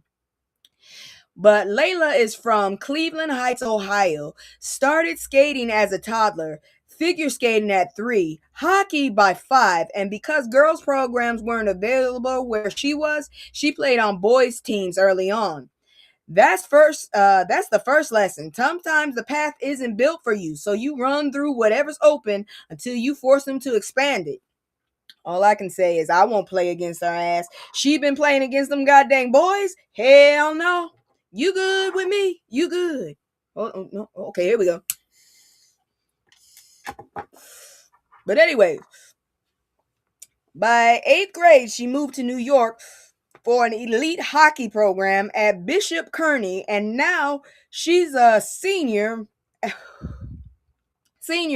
at University of Wisconsin, competing at the top level. The Olympic site calls her a rare two-way player, meaning she can contribute defensively and offensively. She's a one package. She's one package. That girl gonna be the goddamn captain eventually. But let's see here now. I told you she went to the University of Wisconsin, didn't I? By 8th grade. Let me talk about that. By 8th grade, she moved to New York for the elite Bishop Kearney, and now and let's see here now. Yeah, and now let's see, where was I? Oh, she's a senior at the University of Wisconsin, competing at the top level. The Olympic site calls her a rare, yeah, I said that already. And she's showing up with skills. That's great. And her story hits deeper than sports. In essays and interviews, she talks about being the only black girl in spaces, trying to blend and still standing out. The hair, the makeup, the shade mismatch moments, that the quiet isolation that comes with being first. She also talks about wanting people to see the work, 5 a.m. practices, the discipline, the sacrifice, and the courage to chase the dream from home. Lady, I just want to see how the hell you managed to do that without freezing your ass off, because I am freezing. So when she hits that ice in 2026, it's not just a game, it's a message. Black women belong everywhere, even the spaces they never imagined us there. Because I never imagined a woman, seriously, I didn't even think about hockey. I wanted to be a ballet dancer myself, but whatever. Let me go ahead and bring this down, and we can chat on that sometime. Hey, Joker, you still here? I hope I didn't lose you. All right, we're going to talk about some more uplifting stuff, because I promise you that shit I pulled y'all through was not, that was some shit. That was some, ugh. But anyways, come on, look at this one. Look at this one. All right, 3 black women sworn in as mayors. Detroit, Syracuse, and Albany make history. I'm going to tell you right now, when I first saw Syracuse, I did not know how to say that shit. I suffered with that shit. She was, hold on, let me see where you are. Hold on. Damn it. Go down. I hate when they do. Okay, there we go. All right, I just wanted to know where you were. Okay, yes, we need to be everywhere. Syracuse. Yeah, let's talk about Syracuse. I can't say that word right sometimes when I look at it, because I was trying to say Syracuse. I did not know that was Syracuse. Lord have mercy. See, this country, our language is not right. Now, this is what I mean when I say black women are not waiting for the right time. We are the right time. On January 1st, 2026, 3 black women were sworn in as mayors of major U.S. cities, and each one broke a record in her city's history. Thank you. I'm going to put that up there. Detroit, Mary Sheffield, 38, took office and became Detroit's first woman and first black woman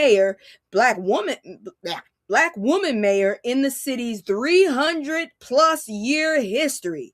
She's been in the local government for years, elected to Detroit City Council at 26, the youngest at the time, and now she's the one holding the gavel. Girl, do your job right, because that last one in Illinois just embarrassed the shit out of me. Syracuse Sharon Owens, 62, was sworn in and became Syracuse's first black woman mayor, and the only the second woman to ever hold the office. That's not progress. That's overdue. You motherfuckers. Albany Dorsey Appleries. I'm gonna just talk about Dorsey. 44, my age, was sworn in as Albany's first woman mayor and first person of color to hold the office. Her public service resume is solid. Common Council, city auditor, and now mayor. Her message has been about accountability, inclusion, and real life city challenges like safety, housing, and revitalization. Here's the bigger point. Mayor is not symbolic. Mayor is budgets, departments, public safety, housing policy, services, the stuff that touches people's daily lives. And black women have been doing the work forever. Now, more of them are getting the titles and match the labor. So, congratulations to them and to everybody who understands what this really means. The era of the black woman as the backbone is evolving into black women as the decision makers. Good. How can the city be 300 years old, but the country is 200? I don't know. Don't ask me, because at this point I don't understand any of this shit. I told you black people had gotten to this country a lot earlier than people realize. We had boats. I told y'all. Black folks was up in here. Man, as for the 300, I don't know. So that you got to complain with Nova. Nova said that shit. And if Nova got it from the newspaper. And if the newspaper, let me see which newspaper that was that said that. The newspaper that said that was Columbus. So go yell at Columbus, because apparently Columbus is talking about 300 plus. Not even just 300 plus. That ain't my fault. I only report the news. That's why I'm not a journalist. All right. So this lady, I remember seeing her a lot, but I couldn't understand why I keep seeing her. But either way, she gonna run, so I hope she gets it. Keisha Lance Bottoms jumps into Georgia governor's race. I hope she gets it, because apparently people don't seem to understand. You are getting a grace here, okay? Whoo! I'm just saying, there is a grace there. Hold on. I can't understand why I can never see my damn messages. It says there's a new comment, but I can't see it. See what I'm saying? I cannot see the message. Oh, there it is. I'm just messing around. I get it. Oh, girl. Anyways, so let's check this one out. So it still says I have another one. Did you say something else? Let me see. Okay. So anyways, Keisha Lance Bottoms jumps into the governor's race. All right, Georgia. The plot is plotting. Former Atlanta mayor, oh, that's who she is. Okay. Former Atlanta mayor Keisha Lance Bottom has officially entered the 2026 Georgia governor's race, aiming to become Georgia's first black woman governor and the first Atlanta mayor to go straight from City Hall to the governor's mansion. And whether you love her or you're side-eyeing her, you can't say she's untested. As mayor, she navigated a pandemic, major social justice unrest, and a cyber attack, meaning she had to manage crisis where every decision gets judged in real time. That's executive experience, not vibes. Like the fucker in the fucking White House. Shit. In her announcement, she came for Drumpf. That's the easiest thing to do, because that motherfucker's an idiot. I don't know how the hell he became president.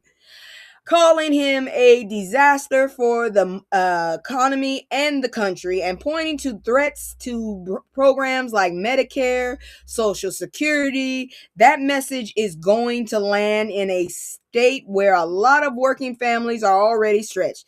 Can we please just send him to Venezuela? We'll get a new president, take his ass and his administration to Venezuela. How about that? How about that, y'all? How about that, huh? How about that? Yeah. Now, the context, hold on. Let's see. In the context matters. Stacey Abrams built historic infrastructure, but lost to Brian Kemp twice. And post-election analysis pointed to turnout issues and limits in some suburbs and rural areas. Meaning Democrats can't just rely on demographic shifts and hopes. They have to grind. So get on your grind, damn it. You better be in everybody's damn face. What's interesting in this moment is the growth of black leadership across politics. New mayors, younger officials, and more suburban organizing. That local pipeline can be a bridge to statewide legitimacy, because people trust who they see and who shows up in their neighborhoods. I know I would. So Bottoms entering the race sets up a real test. Can she expand the coalition, drive turnouts, and translate city leadership into statewide power? Because Georgia is not just Atlanta, and anybody running statewide needs a strategy that respects that. Send him to that spot in Nigeria he hit the other day. Yes. Yes. Either way, history is on the table, and Georgia's going to be loud about it. So I don't know what to tell you. Georgia's going to go for it. I'm just glad that she's running, because at this point, I don't know what else to say. These motherfucking people talking about white males, white straight males, it don't seem to be doing too well. I think there's a lot of mediocrity going on here. But anyways, let's talk about some business, shall we? Cause I know tax season is what, 4 months away? Well, actually it just started, I guess. I'm trying to get me a federal job. I'm gonna go apply. But let's talk about this next story here. And it might save some of y'all with kids a little something. All right. So hold on. Let me see where it is. Yep, there it is. Here we go. This will be smoother once I get back into my VTube persona, because this is really uncomfortable for me. But I keep promises. All right, let's talk about something that sounds dry, but hits real life: childcare. Because 2/3 of young kids in the US live in households where all available parents are working, which means childcare isn't a nice to have. It's the thing standing between people and a paycheck. And I already told you them jackasses are trying to get into that damn childcare damn budget. I told y'all. I don't see. Y'all so damn racist. This is what happened. You voted or didn't get in. The VA is hiring a lot of people right now. I'm applying. I am applying. You work for the VA? I'm learning more about you, Joker. I'm learning more about you. Hold on, let me put this down so you can see me. So now I can show you what I'm really looking like when you say stuff. I'm looking at you like this. You really know? I'm gonna find you out. I'm gonna find out who you are, Joker. I know. I'm gonna find you. I'm gonna find you, Joker. Just letting you know. Now I can show you how I feel. But going back to this. You thought I was joking. No. The voice matches the person. I will find you. Anyways, all right, let's talk about something that sounds dry but hits real life: childcare. I already said that. There's a tool in the tax code called Employer Provided Care Child Care Credit, also known as 45F. The idea is simple. If employers help provide childcare, like paying for slots, partnering with licensed providers, or supporting a facility, they get a tax credit, and that can boost supply and lower costs. I hate my phone. For working families. Oh, real quick, I'll show y'all my kitten too after I do this. Well, she's not a kitten, but her ass been asleep the whole damn time. Her sister, I don't know where her damn sister is. That ignorant ass. Anyways, let me go back to what I was saying. Now here, okay. Now here's what's new. Advocacy groups and tax analysts say 45F was updated and expanded the 2025 reconciliation law, with changes taking effect in 2026. Under those changes, the cap can rise to $500,000 for many businesses and up to $600,000 for eligible small businesses. A huge jump from the old $150,000 limit. Why does that matter? Because small businesses are often the ones losing good workers over childcare gaps. This credit is basically the government saying, if you want employers to show childcare sorry, I missed my script. I was going to ask to see the babies. Yes, I will show you at least one because she's nearby and she's the calmest one. Anyways, under those changes, the cap brought, I said that, blah, blah, blah. Why does the matter? Okay. So the credit is basically the government saying, if you want employees to show up, help them have somewhere safe for their babies to go. And when employees partner with childcare providers, it can stabilize those providers too. Predictable enrollment, steadier revenue, less chaos. Now, let me be clear. This isn't a magic wand. The IRS is still describes 45F traditionally as a credit with specific calculations and compliance requirements. So implementation matters. Who qualifies, what expenses count, how accessible it is for small employers, and whether this becomes a real solution or just a tax perk for companies already doing it.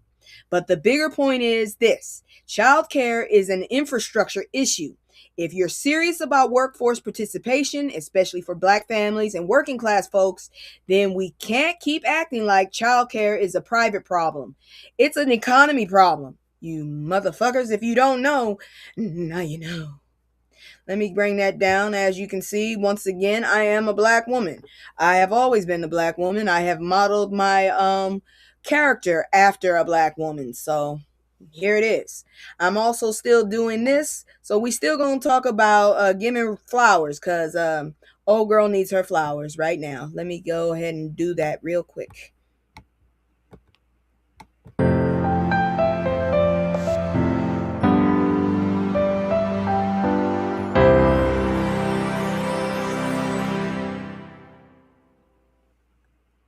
I don't care they said history. I'm gonna find the flower one, okay? But first I'm gonna do this. So Time Flow, a black woman built an Amazon of business solutions. Okay, a black woman did that, and it's going global. So now this is the kind of story I like: black women building systems and not just hustling. I can't wait to stop hustling.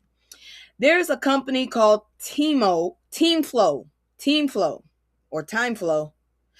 Time Flow. I think it's Time Flow, founded by Krista Stevens, described as a minority and woman-owned global business solution company built as a one-stop ecosystem to help entrepreneurs and small organizations streamline operations. Think, instead of juggling 5 vendors for marketing, web, AI tools, workshops, data insights, TimeFlow aims to bundle support so people can't scale without losing their so people can scale without losing their minds. Very good. Let me see here now. Stevens reportedly founded it during the pandemic when in-person business support disappeared and a lot of businesses were out here drowning. No guidance, no structure, no time, and she basically said, if we're going to survive, we need an systems. Excuse me. They brand themselves like the Amazon of business solutions, with time meaning your time back and flow meaning systems that move without friction. And honestly, I respect that, because most entrepreneurs don't fail from lack of talent, they fail from lack of infrastructure. What's especially dope is the claim reach. Is the claim reached coverage and profiles say TimeFlow has expanded internationally. Now that's what I'm saying. Serving clients across places like Africa, Australia, and even working with organizations connected to the UN. Girl, do your thing. Proud of you. That's not local side hustle energy. That's global operation energy, girl.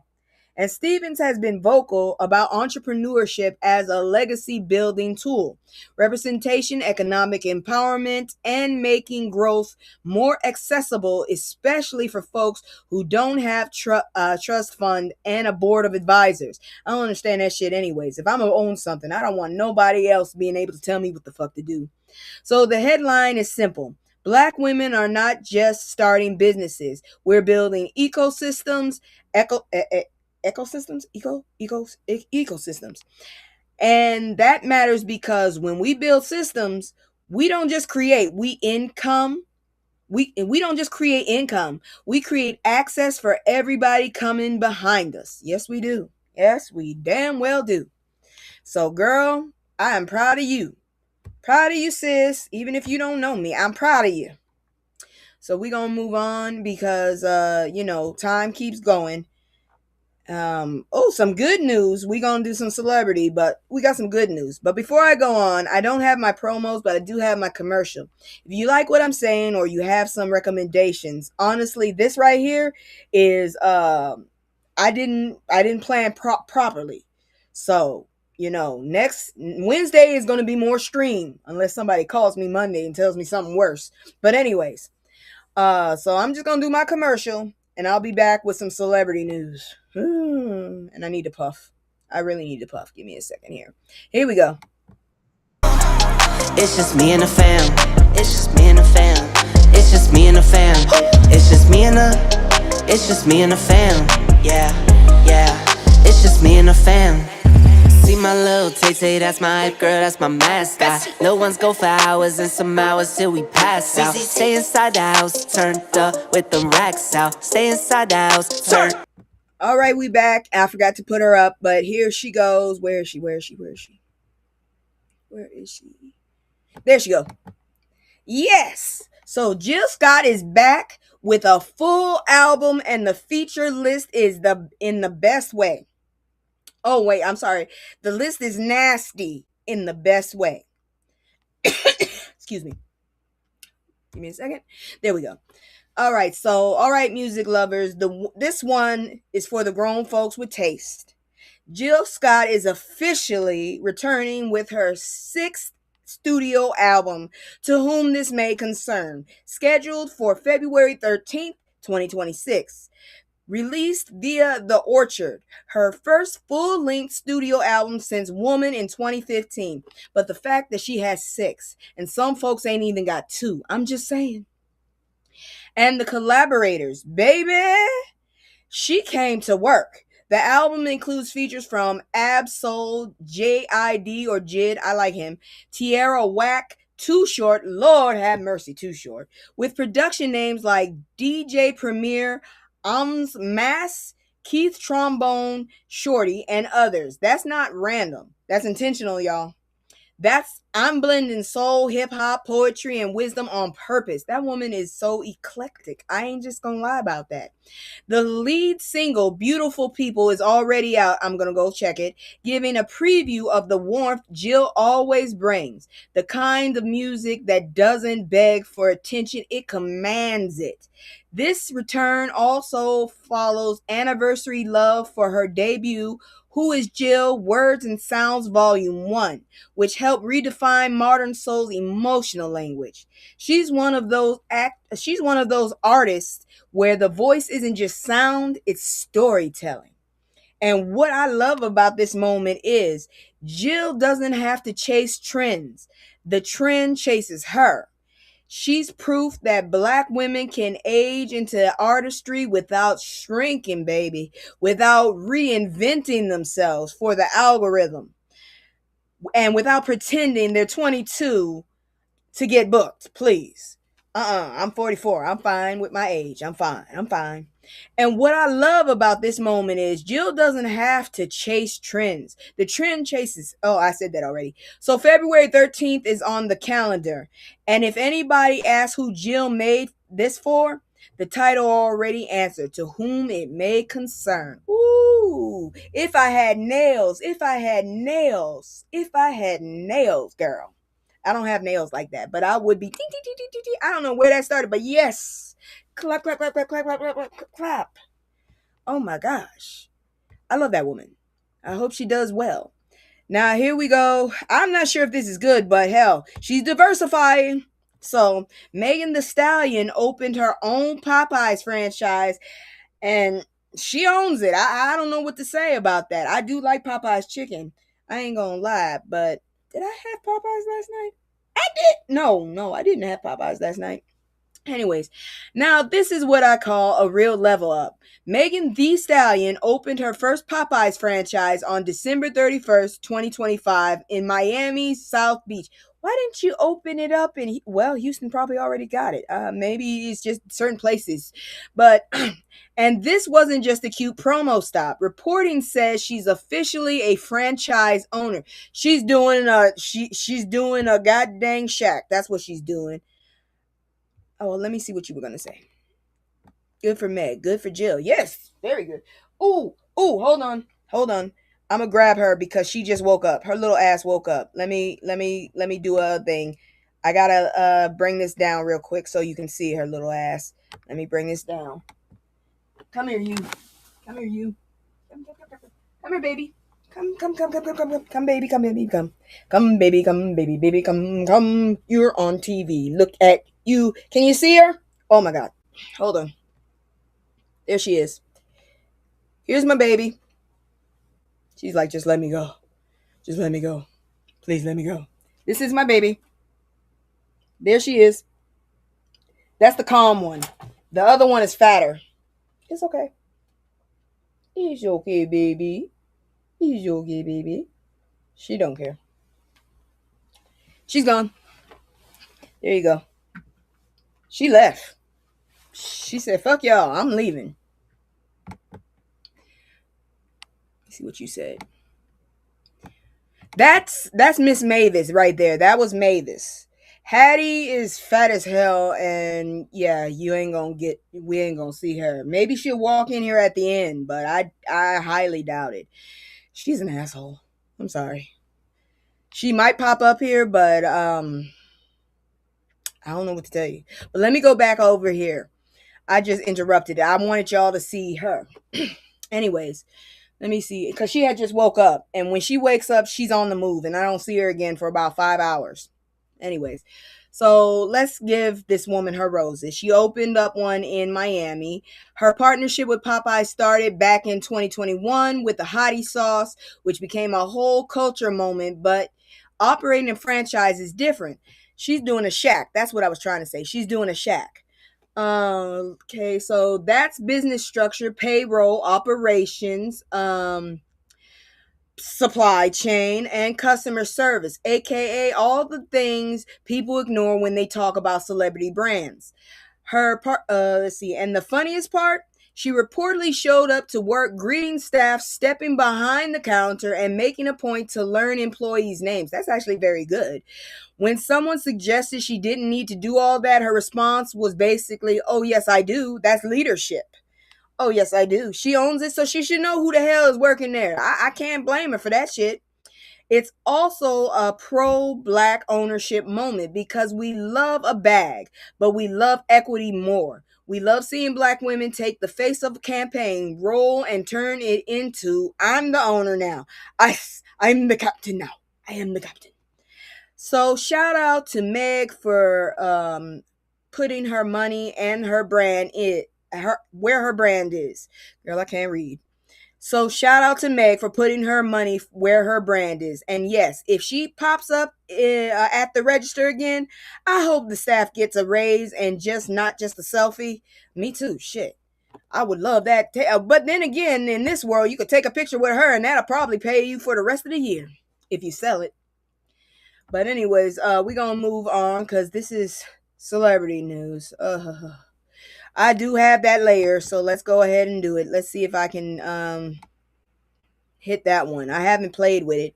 Did I bring it up here? I don't think I did. I didn't. Oh well. Let's go on to the next story because I'm telling you, if I had hotkeys, I would be better with this.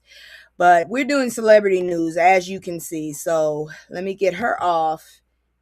And we're going to see what the next story is right here because it's going to get stupider. We're almost through. And I'm so thankful to all y'all who support me and have watched. I'm shocked. I got to 200. I'm fucking shocked. I know it's a small number to some people, but hell, it means a lot to me. That's all I can say. Here we go. All right, so Will Smith gets sued by tour violinist, allegations, denials, and a very serious workplace claim.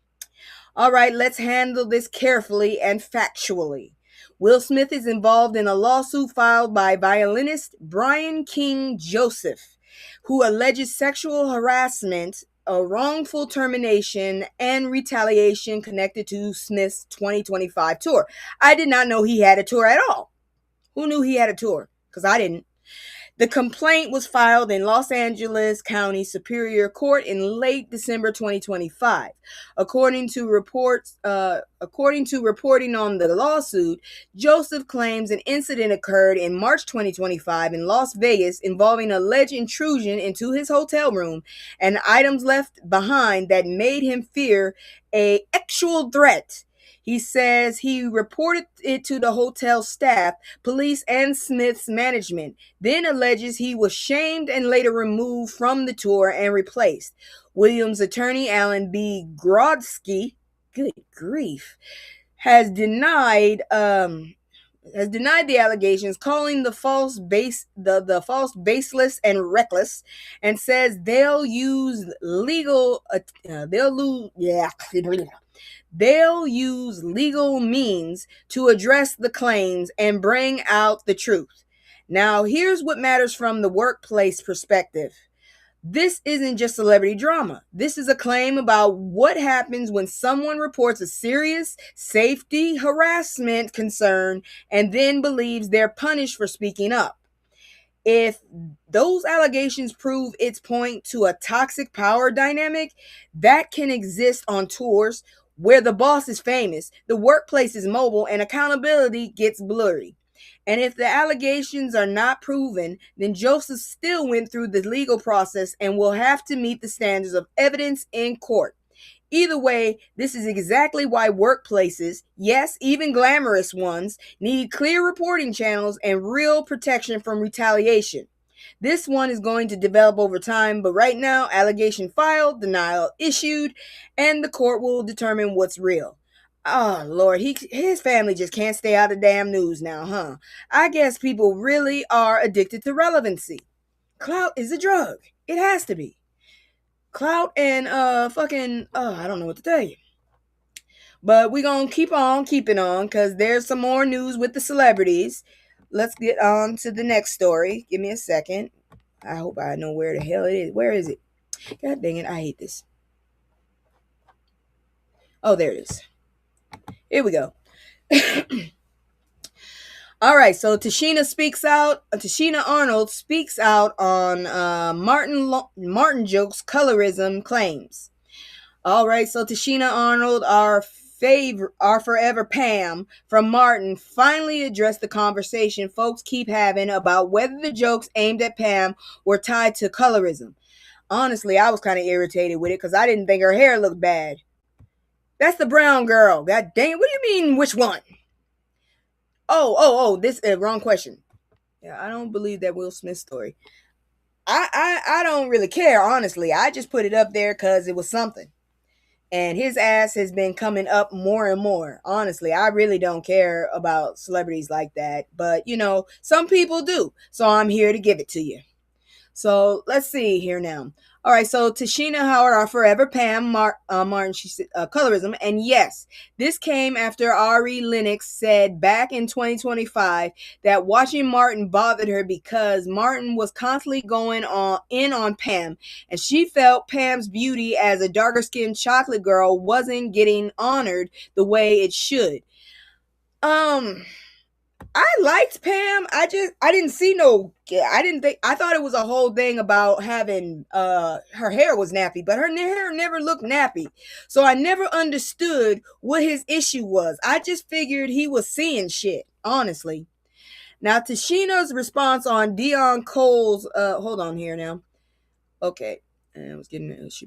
Okay, so now Tashina's response on Dion Cole's podcast was basically, I hear you, but I don't agree. She explained that Pam's role was originally written for a heavier set woman, and after she got cast, the joke style evolved on the real life roasting she and Martin Lawrence did off camera.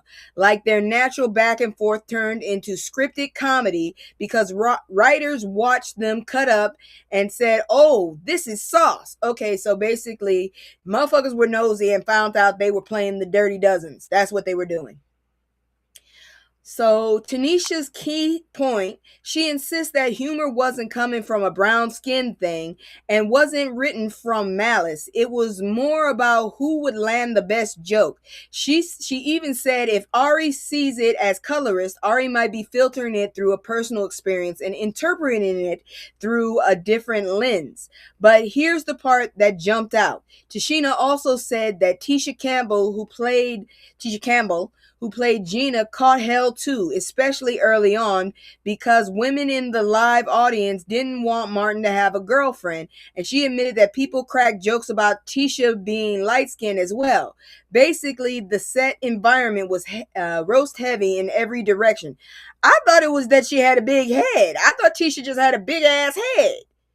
Now, my take as a viewer, two things can be true. Tashina can mean it wasn't colorism, and audience can still feel like the dark-skinned friend gets clown more trope hit too close to home.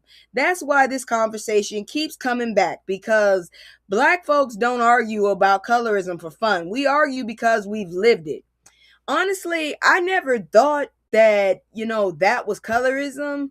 I didn't think about it like that. My experience with colorism was they always wanted the light-skinned girl with the perm. If her hair was brown, cool. If she had light color eyes, even better. But a girl with natural hair with her hair in ponytails and shit. They didn't want that. I was young then, okay? So it wasn't like, no, I wasn't. I stopped wearing ponytails at 14, honestly. Well, ponytails, like 1, 2, 3, like a little girl. I stopped doing that by 14, definitely.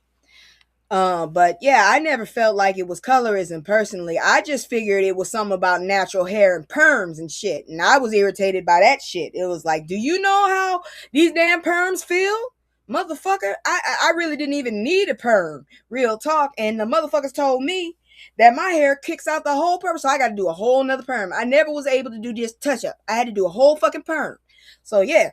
But anyways, let me get on to the next story, because this next story... that's all I can say. Ugh. Zeus docu-series with Diddy, the Diddler's sons. Joe Budden said BFFR. So, Zeus Network. I still don't watch Zeus. I've never seen Zeus. How do you get Zeus?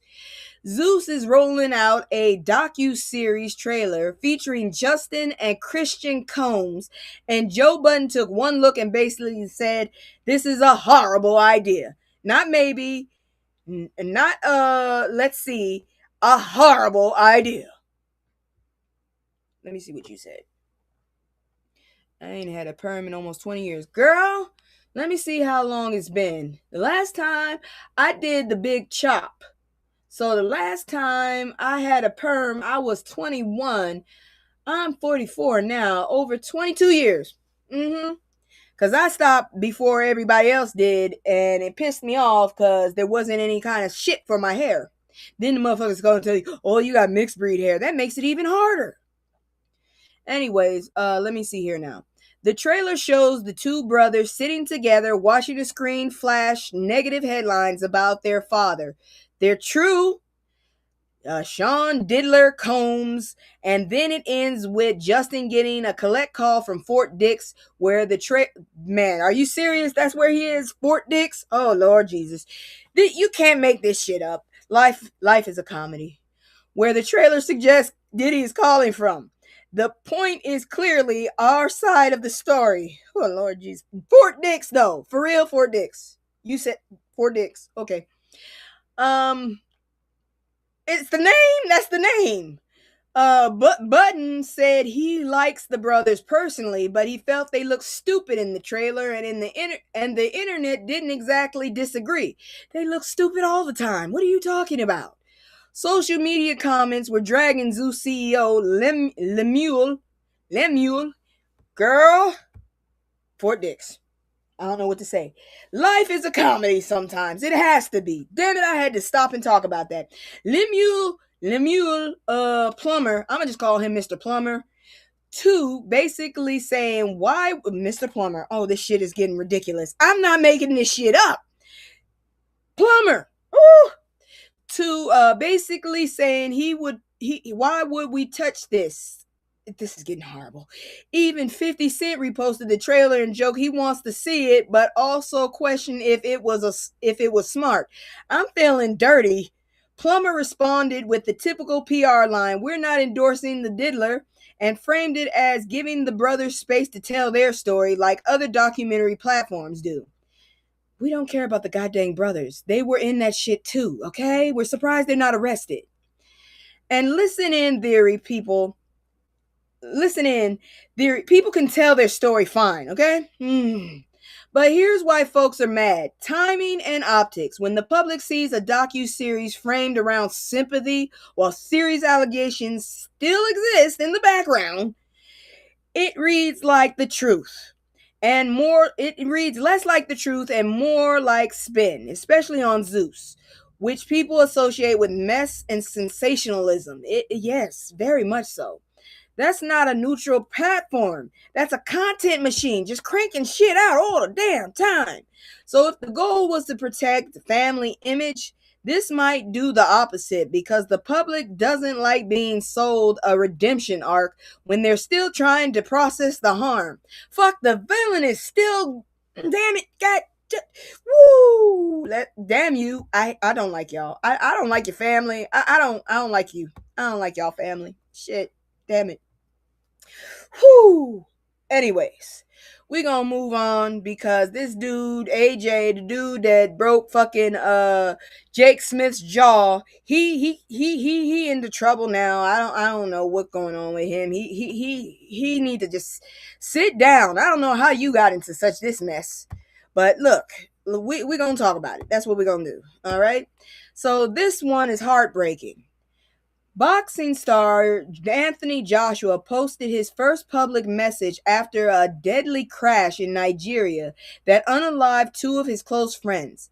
His post was simple: "My brother's keeper," with photos honoring them and showing him with loved ones connected to the victims. Dude, what were y'all doing? Boxing star Anthony Joshua posted. Yeah, I said that already. Multiple outlets report the crash happened near Lagos when the SUV Joshua was riding struck a stationary truck. The fuck? How do you hit a vehicle that's not moving? Joshua survived and was hospitalized, then released. The victims have been identified in reporting as Latif Lats Ayodele and Sina Gami or Shami. Spelling varies by outlet. Both described as close members of his team. Authorities in Nigeria charged the driver Adeniyi, oh Lord, Mobolaji Kayode with dangerous, reckless driving causing the death.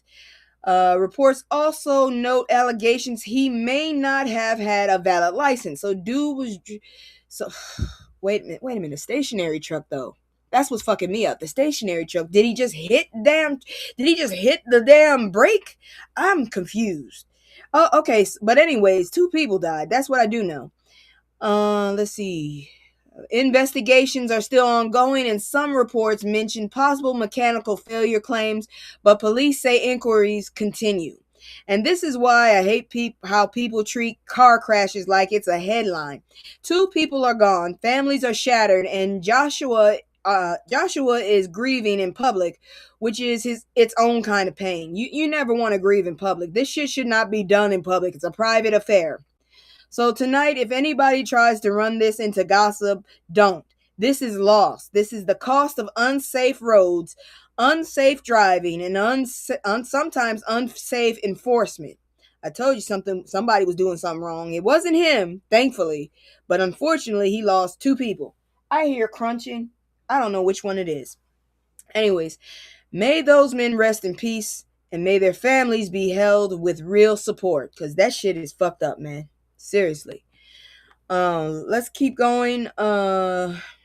This one is more of a health and celebrity kind of thing, but we're getting to the end. So let me go ahead and pull this one up. Here it is. Okay. This is Keith Powers, 1 year sober and a half marathon. Okay. That's good.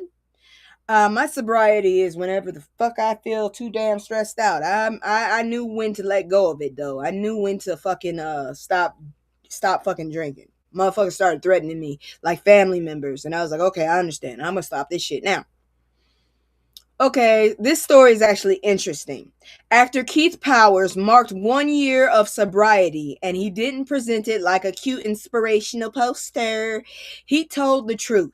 He thought he was just a social drinker, but over time he realized he was depending on alcohol in ways he didn't fully see. He said stepping away gave him clarity, peace, and a better relationship with himself. He called the alcohol-free life something he's committed to moving forward, and that's his decision. He's also connected it to social anxiety, like using alcohol early in his career to feel less in his head at the industry events. I know how that feels. Lord knows I know how that feels. Oh, somebody said something. What you say? Hold on. Every time I do this, I gotta use the damn wheel, it seems. Yeah. Let's see here now. Social anxiety. If you've ever been in a room where you're performing confidence while your nervous system is screaming, you know exactly what he means, like right now. The part that hit was him saying it got scary when he realized he was drinking before going out because he felt he couldn't function without it. At one point, I almost got to that point, but I had to stop. People were threatening me, like I said. And then because he's stacking wins, he finished 2025 by completing his first half marathon. That's 13.1 miles. Damn it, if I run 1 mile, I'll be happy. I can walk a mile, no problem. But if I run a mile, I'll be happy. Shit. Calling it one of the hardest things he'd ever done and saying he genuinely feels accomplished. I bet your ass slept for the longest. Now, I'm going to keep it real. I don't care how famous you are. Quitting a dependency and choosing your health is hard. And black folks especially deserve to see more examples of people saying, I'm not coping like that anymore. Because too many of us were taught to push through until we break. So shout out to him for doing the work when nobody can do it for you. Exactly. Sometimes you got to do the work nobody can. And shit, you don't get accolades for that, but damn it, you feel better. Here goes this next story right here. If you have children and they have special education, you might want to listen to this. Special education's significant disproportionality, black kids still paying the price. Of course. All right, let's talk about education because this is not just school policy, it's civil rights. Hold on, let me see what you just said. Coming down again because I can't seem to freaking get this thing to do right. Come down, please. You never want to do it. Yes, good for him. Now, all right, let's talk about education because it's not just school policy, it's civil rights. Black students have been overrepresented in special education categories for decades. Shit, they tried to put me in one because I fucking bit somebody. That motherfucker pissed me off. I told him stop touching me. If you don't stop touching me, I'm gonna bite you. He kept touching me, so I bit him. Then they put me in special ed for like half a semester. All right, but anyways, and the disparities show up especially in disability labels that are more subjective, like learning disabilities and emotional disturbances, the kind of categories where bias can creep in wearing a clipboard. One widely cited stat, black students are about 40% more likely to be identified with a disability than peers, and students of color are disproportionately flagged in multiple categories. Now, here's where it gets uglier. Placement in the 2022-2023 school year reporting notes 16% of black students with disabilities, 14% of Hispanic students with disabilities were educated in more restrictive settings, general ed less than 40% of the day, compared to 9% of white students. Inclusion matters, not as a buzzword, but because access to peers, higher expectations, and resource changes outcomes. Resources changes outcomes. All of that changes it. And discipline. Black kids are still far more likely to be suspended or expelled when you mix disability labels and punishment culture. Nope, that's Mavis. You get the same pipeline we keep talking about. School push-out feeding juvenile systems. Now the current controversy. Advocates say the U.S. Department of Education proposed changes that would reduce reporting oversight related to how states calculate significant disproportionality. Under the IDEA idea, which critics arguing that less transparency means less accountability. The comment period ended in October 2025, and multiple civil rights and disability rights groups warned it would weaken the ability to monitor inequity. And let me say it plainly. If you remove the flashlight, don't act shocked when the roaches throw a party. Families deserve clear data. Districts need pressure to fix inequalities, and black kids deserve to be supported, not mislabeled, isolated, and punished into a future somebody else picked for them. That's true in all stages. So we're going to bring this down. We're at the last story now, y'all. And before I go ahead and introduce it to y'all, I want to go ahead and do my commercial one more time. So let me go ahead and do that. And I'll be right back. Oh, wrong one. There it is. It's just me and the fam. It's just me and the fam. It's just me and the fam. It's just me and the fam. Yeah, yeah. It's just me and the fam. See my little Tay-Tay, that's my hype girl, that's my mascot. Little ones go for hours and some hours till we pass out. Stay inside the house, turned up with them racks out. Stay inside the house, turned.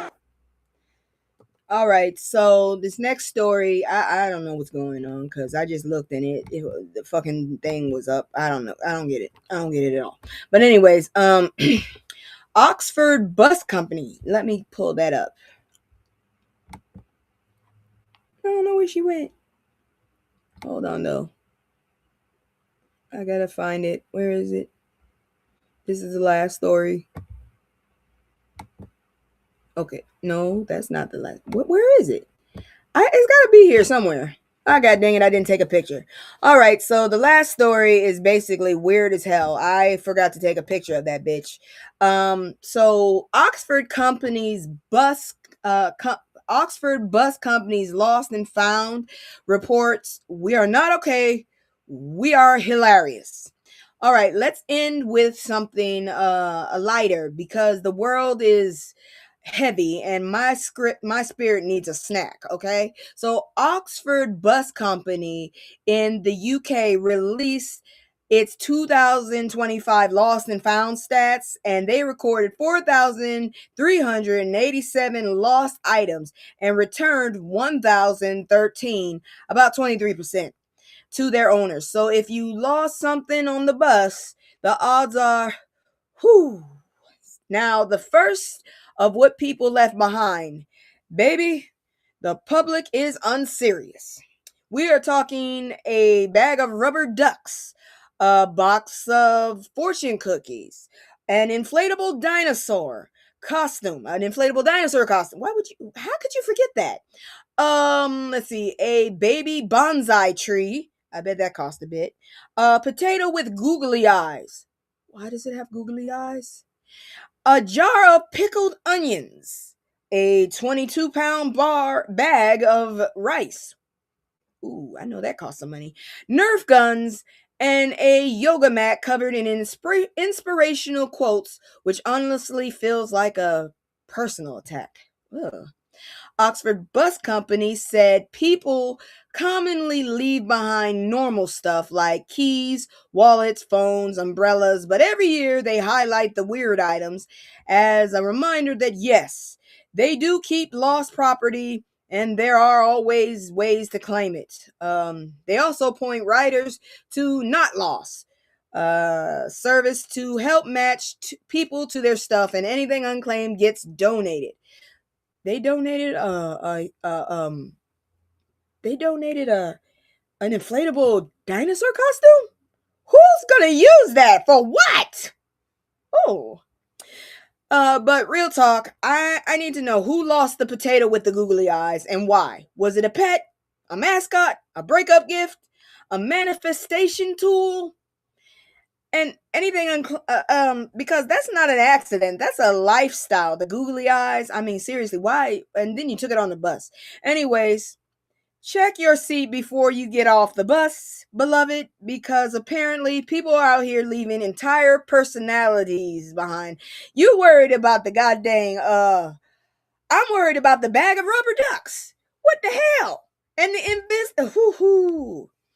I don't know what to tell you, but that's what's happening I told you what was found in the x-rays in New York, and now I'm telling you right now what they found at the bus station on the buses in the UK.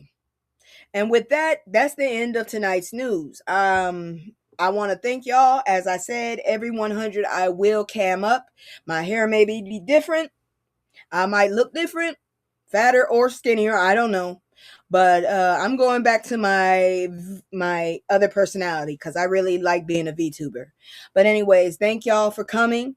I love y'all all. And please don't forget there is a black woman behind this screen. If y'all have anything you would like to tell me or you would like to recommend to me, please hit the comments. I'm in there. I will respond with either a like or I actually respond with something to say. Nonetheless, I love y'all. Have a good night, and my get readies, you might be able to see Hattie in the get readies, but that was Mavis today. Thank y'all. Good night, and I love you. What the hell is Mavis just did something stupid? Thank y'all. I love y'all, and good night. What? God dang, goofy ass cat. Where's my damn video? I gotta go. There you go.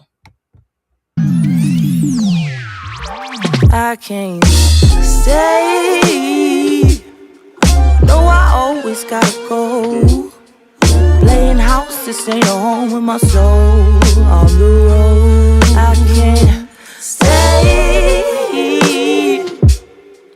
No, I always gotta go. Playing house, this ain't a home with my soul. On the road. How do I turn this off? Shit. Turn it off. What'd she say? Okay. Good night, kitty cats. Good night, and good night, thank you, and goodbye. There it is.